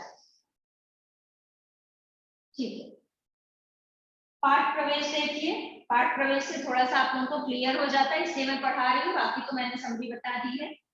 जो सभ्यता जितनी पुरानी है उसके बारे में उतना ही जाता किस्से कहानियां भी सुनने को मिलते हैं। किस्से जरूरी नहीं कि सचमुच उस रूप में घटित हुए हों जिस रूप में हमें सुनने या पढ़ने को मिलते हैं। समझ में आया? जरूरी नहीं कि वो एज इट इज जैसा वो पहले हुआ है वैसा ही हमें पढ़ने को, क्योंकि आप लोगों को पता है कि कोई भी एक सेंटेंस एक ही कान में बोलो तो वो आगे जाते जाते वो आपके पास आते आते तो वो बात का कुछ भी और निकल जाता है। तो उसी तरह से यहाँ है कि जरूरी नहीं कि जो उस समय में घटना घटी है सेम हम लोग वही की वही पढ़ रहे हैं, उसमें कुछ चेंज आ ही जाता है। इतना जरूर है कि इन किस्सों में कोई ना कोई संदेश या सीख निहित होती है। ठीक है। अंडमान निकोबार द्वीप समूह में भी तमाम तरह के किस्से मशहूर हैं। इनमें से कुछ को लीलाधर मंडलोई ने फिर से लिखा है, मतलब ये कहानी किसी और ने लिखी थी और उसके बाद लीलाधर मंडलोई ने उसको लिखा। कुछ समय के बाद बेटा उसको क्या करते हैं, अपडेट करते हैं, मतलब उसे कहानी को थोड़ा सा लोग कुछ ज्यादा कहीं से किसी चीज का ज्ञान उसके बारे में पता चलता है तो उसको ऐड करते हैं, नहीं तो एज इट इज वो अपने उसमें लिख देते हैं। उसका भी एक टाइम होता है कि इतने समय से पहले कोई उस कहानी को रिपीट नहीं कर सकता, कोई नहीं लिख सकता, लेकिन उतना समय होने के बाद कोई दूसरा उस कहानी को लिख सकता है।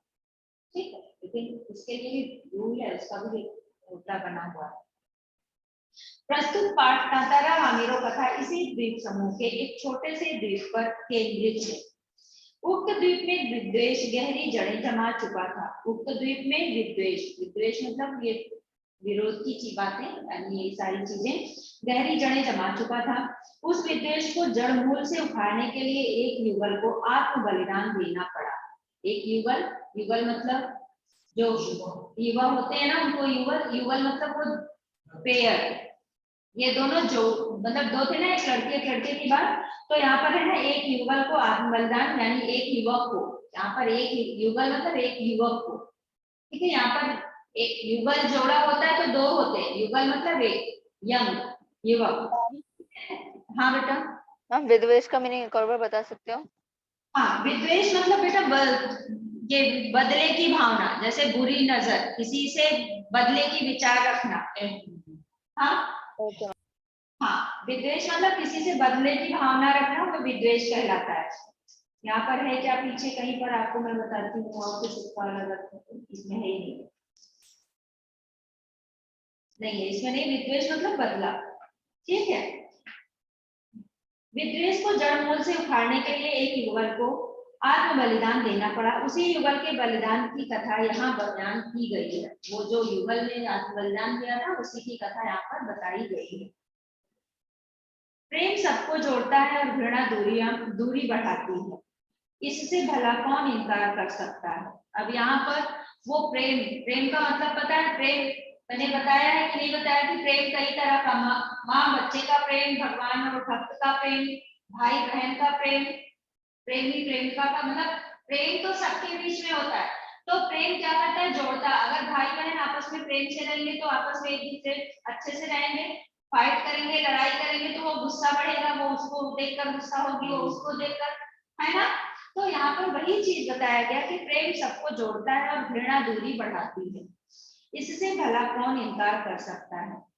इसीलिए जो समाज के लिए अपने प्रेम का, अपने जीवन तक का बलिदान करता है, समाज उसे न केवल याद रखता है बल्कि उसके बलिदान को व्यर्थ नहीं जाने देता। यही वजह है कि तत्कालीन मतलब उस समय समाज के सामने एक मिसाल कायम करने वाले इस युगल को आज भी उस द्वीप के निवासी गर्व और श्रद्धा के साथ याद करते हैं। समझ में आया? अब वो युगल कौन है, वो है तातारा। ठीक है, तातारा वामिरो कथा। ये तातारा कौन है, एक लड़का है, वामिरो एक लड़की है, उसका नाम है, और उनके बारे में ये कहानी है, इसलिए इस पाठ का शीर्षक रखा गया तातारा वामिरो कथा। ठीक है, चलिए अब ध्यान से देखिए। अंडमान द्वीप समूह का अंतिम दक्षिणी द्वीप लिटिल अंडमान, अंडमान द्वीप समूह का अंतिम दक्षिणी द्वीप कौन सा है, लिटिल अंडमान। यह पोर्ट ब्लेयर से लगभग 100 किलोमीटर दूर स्थित है। इसके बाद निकोबार द्वीप समूह की श्रृंखला आरंभ होती है, जो निकोबारी जनजाति की आदिम संस्कृति के केंद्र है। निकोबार द्वीप समूह का पहला प्रमुख द्वीप है कार निकोबार, जो लिटिल अंडमान से 96 किलोमीटर दूर है, 96 किलोमीटर दूर है। निकोबारियों का विश्वास है कि प्राचीन काल में ये दोनों द्वीप एक ही थे। जो लिटिल अंडमान और ये निकोबार, कार निकोबार अलग हुए हैं, ये क्या थे? पहले एक ही थे। इनके विभक्त होने की एक लोक कथा है जो आज भी दोहराई जाती है। इनके अलग विभक्त होना मतलब इनके अलग होने की एक लोक कथा है जो आज भी वहां पर दोहराई जाती है। वहां तो दोहराई जाती है, यहाँ हम लोग चैप्टर में पढ़ रहे हैं, है ना? ठीक है, अब चलिए आगे। सदियों पूर्व जब लिटिल अंडमान और कार निकोबार आपस में जुड़े हुए थे, तब वहां एक सुंदर सा गांव था। यहाँ पर क्या, जब वो दोनों आपस में जुड़े थे, मतलब ये डिवाइड नहीं हुए थे, तो वहां पर क्या था? एक सुंदर सा गांव था। पास में एक सुंदर और शक्तिशाली युवक रहा करता था। उसका नाम था तातारा। निकोबारी उसे बेहद प्रेम करते थे। तातारा एक नेक और मददगार व्यक्ति था। अब ये सब ध्यान से थोड़ा पढ़ लेना, क्योंकि कभी कभी क्वेश्चन में आता है कि तातारा का चरित्र चित्रण कीजिए। चरित्र चित्रण में क्या बताना रहता है? क्या बताना रहता है?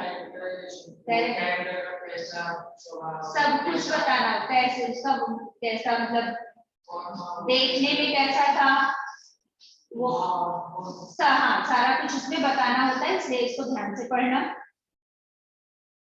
तातारा एक नेक और मददगार व्यक्ति था। सदैव दूसरों की सहायता के लिए तत्पर रहता, तत्पर मतलब तैयार रहता।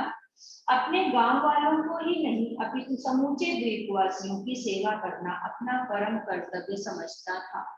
अभी उसका क्या था? ऐसा नहीं था कि सिर्फ अपने गांव वालों की, वो समूचे द्वीपवासियों, जितने भी उस द्वीप के रहते थे, सबकी सेवा करना वो अपना कर्तव्य समझता था। इसके उसके इस त्याग की वजह से वह चर्चित था। वह जो त्याग कर रहा था उसकी वजह से वो चर्चित था। चर्चित मतलब चर्चा में था, प्रसिद्ध था, फेमस था, है ना? सभी उसका आदर करते, वक्त मुसीबत में उसे स्मरण करते। स्मरण मतलब याद करते, और वह भागा भागा वहां पहुंच जाता। जब भी कोई उसको बुलाता, उसको याद करता, वो वहां पर पहुंच जाता। दूसरे गांवों में भी पर्व त्योहारों के समय उसे विशेष रूप से आमंत्रित किया जाता।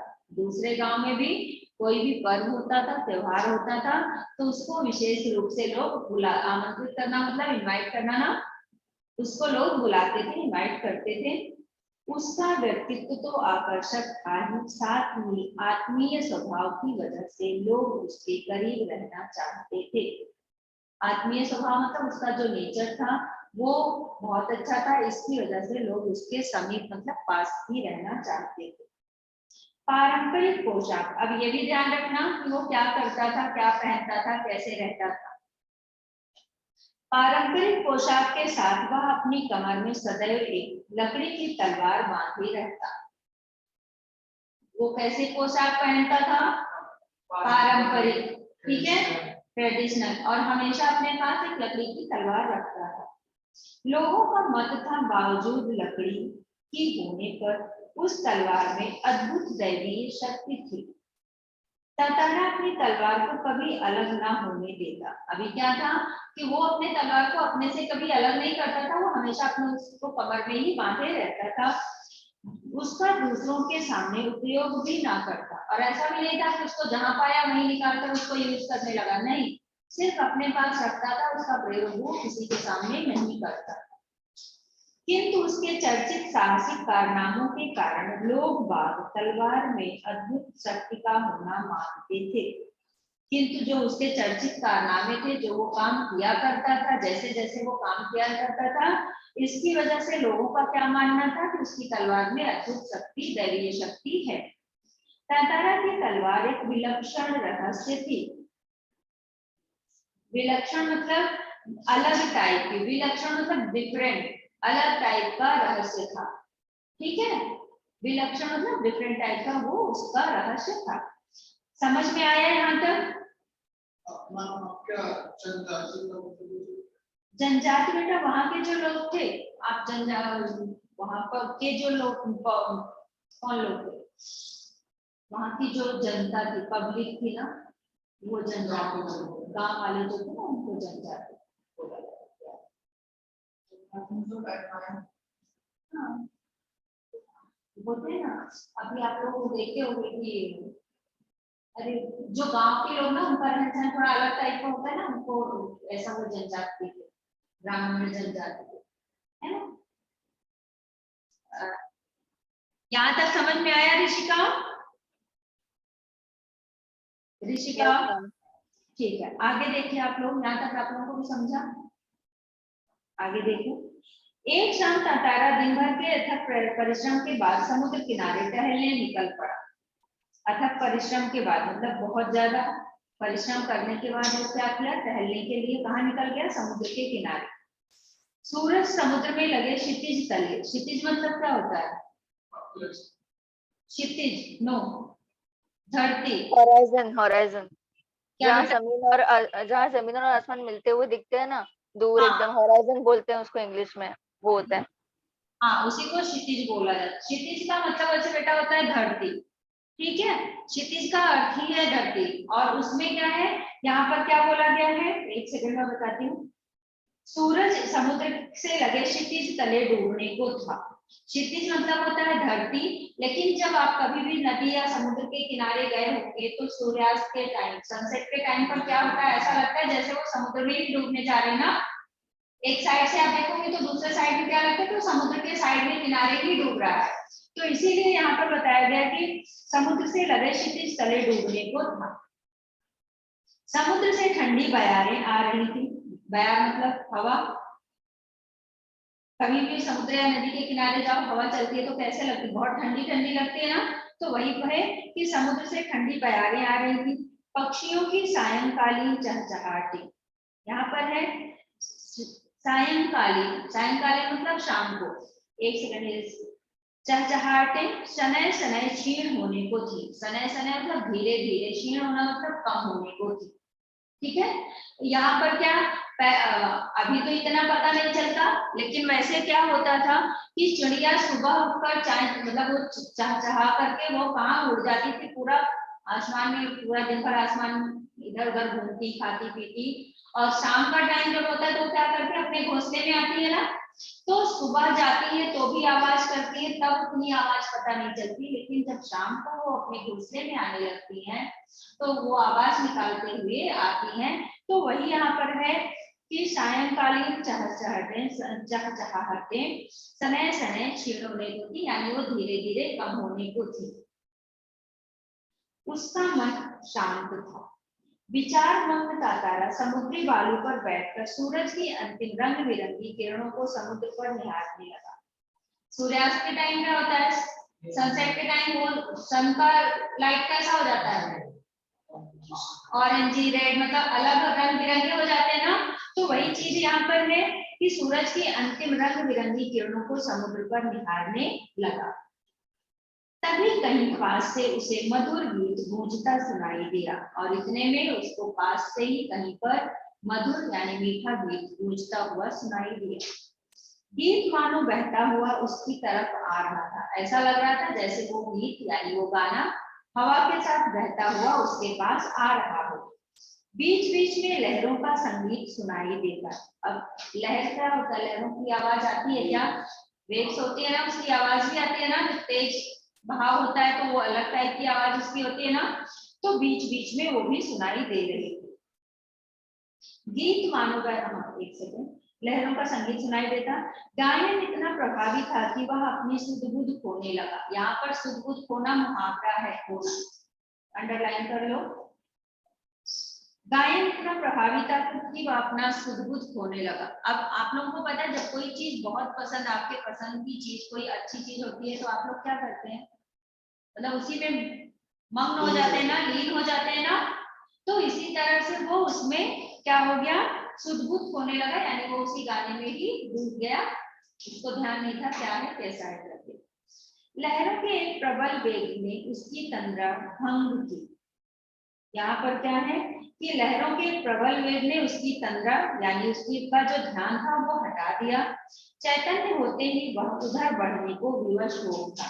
जब वो होश में आया, यानी पहले सुध-बुध खो गया था, और एक लहर ने उसकी तंद्रा यानी उसके ध्यान को भंग किया, और जब वो होश में आया, चैतन्य हुआ, तो वह उधर बढ़ने को विवश हो उठा, जिधर से अब भी गीत के स्वर बह रहे थे।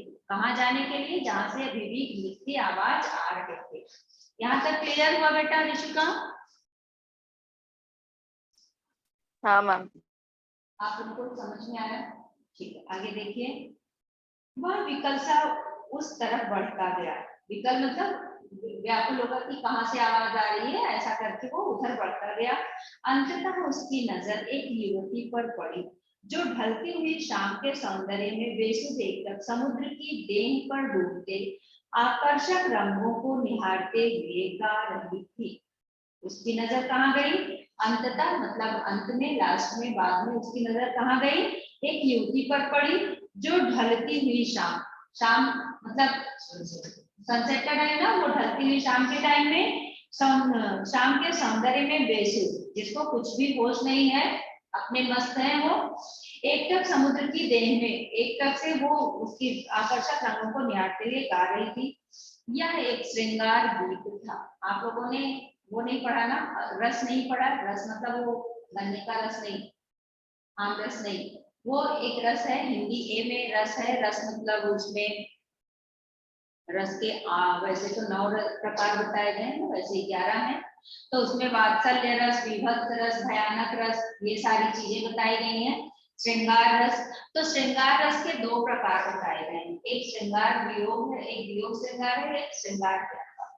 तो गाने भी कई तरह के होते हैं ना। तो जब आप खुश होते हैं, जिस एक युवक खुश होकर, किशोर खुश होकर किस तरह का गाना पसंद करता है, तो उसी तरह का वो गाना गा रही थी, उसी को श्रृंगार रस बोलते हैं। समझ में आ गया? अभी भी नहीं समझा? श्रृंगार रस का मतलब नहीं समझा? जो खुशी में, हाँ, जो लोग खुश होकर गाते हैं, वो हैप्पी बर्थडे वाला गीत नहीं बेटा। यहाँ पर आप बोल सकते हो रोमांटिक सॉन्ग जो होता है ना, तो वो उस तरह का उसको श्रृंगार रस बोलते हैं, है ना। मतलब ऐसा बहुत ज्यादा नहीं, थोड़ा सा पुराने गानों में जो ऐसे हैं, तो उस तरह का वो गीत गा रही थी, श्रृंगार गीत था। उसे ज्ञात ही ना हो सका कि कोई अजनबी युवक उसे निःशब्द ताके जा रहा था। अभी वो गाने में अपने मस्त थी, और उसको ये पता भी नहीं चला कि कोई अजनबी उसे निःशब्द यानी बिना कुछ बोले देखे जा रहा है। एकाएक एक ऊंची लहर उठी और उसे भिगो गई। और अचानक से क्या होता है, आप कभी समुद्र और नदी के किनारे गए होंगे, उसके किनारे में, किनारे भी या उसके थोड़ा सा अंदर जाएंगे तो क्या होता है, उसकी लहर आती है और अचानक से पूरी बॉडी में छींटा पड़ता है ना। तो इस तरह से वो लहर आई और इसके पूरे अंगों को भिगा, कहाँ पर लहर उठी और उसे भिगो गई। वह हड़बड़ाहट में गाना भूल गई, और अचानक से जो गाना गा रही थी, जब वो छींटा पड़ा तो वो गाना भूल गई। इसके पहले कि वह सामान्य हो पाती, उसने अपने कानों में गूंजती गंभीर आकर्षक आवाज सुनी। यहाँ पर है कि वो जब छींटा पड़ा तो वो गाना भूल गई, और इससे पहले कि वो थोड़ा सा सामान्य होती कि अरे लोग, क्या होता है जब अचानक से पानी पड़ता है तो क्या हो जाता है, इंसान घबरा, ऐसा शौक हो जाता है, कहाँ से आया, क्या हुआ, कैसा हुआ, ऐसा। तो वो चीज से वो शांत भी नहीं हो पाएगी, तब तक उसके कान में एक आवाज जाती है। यहाँ तक क्लियर? समझा नहीं यहाँ तक बेटा? तुमने एकाएक इतना, अब आवाज क्या थी, तुमने एकाएक इतना मधुर गाना अधूरा क्यों छोड़ दिया। वो आवाज क्या थी कि तुमने इतना मधुर गाना अधूरा क्यों छोड़ दिया। तातारा ने विनम्रता पूर्वक कहा।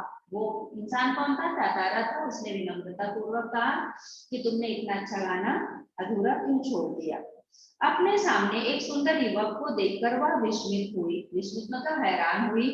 उसके भीतर किसी कोमल भावना का संचार हुआ, किंतु अपने को संयत कर उसने बेरुखी के साथ जवाब दिया। लेकिन उसने अपने को संयत कर मतलब अपने को अपने वश में करके क्या किया, जवाब दिया। बेरुखी मतलब ऐसा गुस्से टाइप का करके उसने जवाब दिया। पहले बताओ तुम कौन हो। इस तरह मुझे घूरने और इस असंगत प्रश्न का कारण।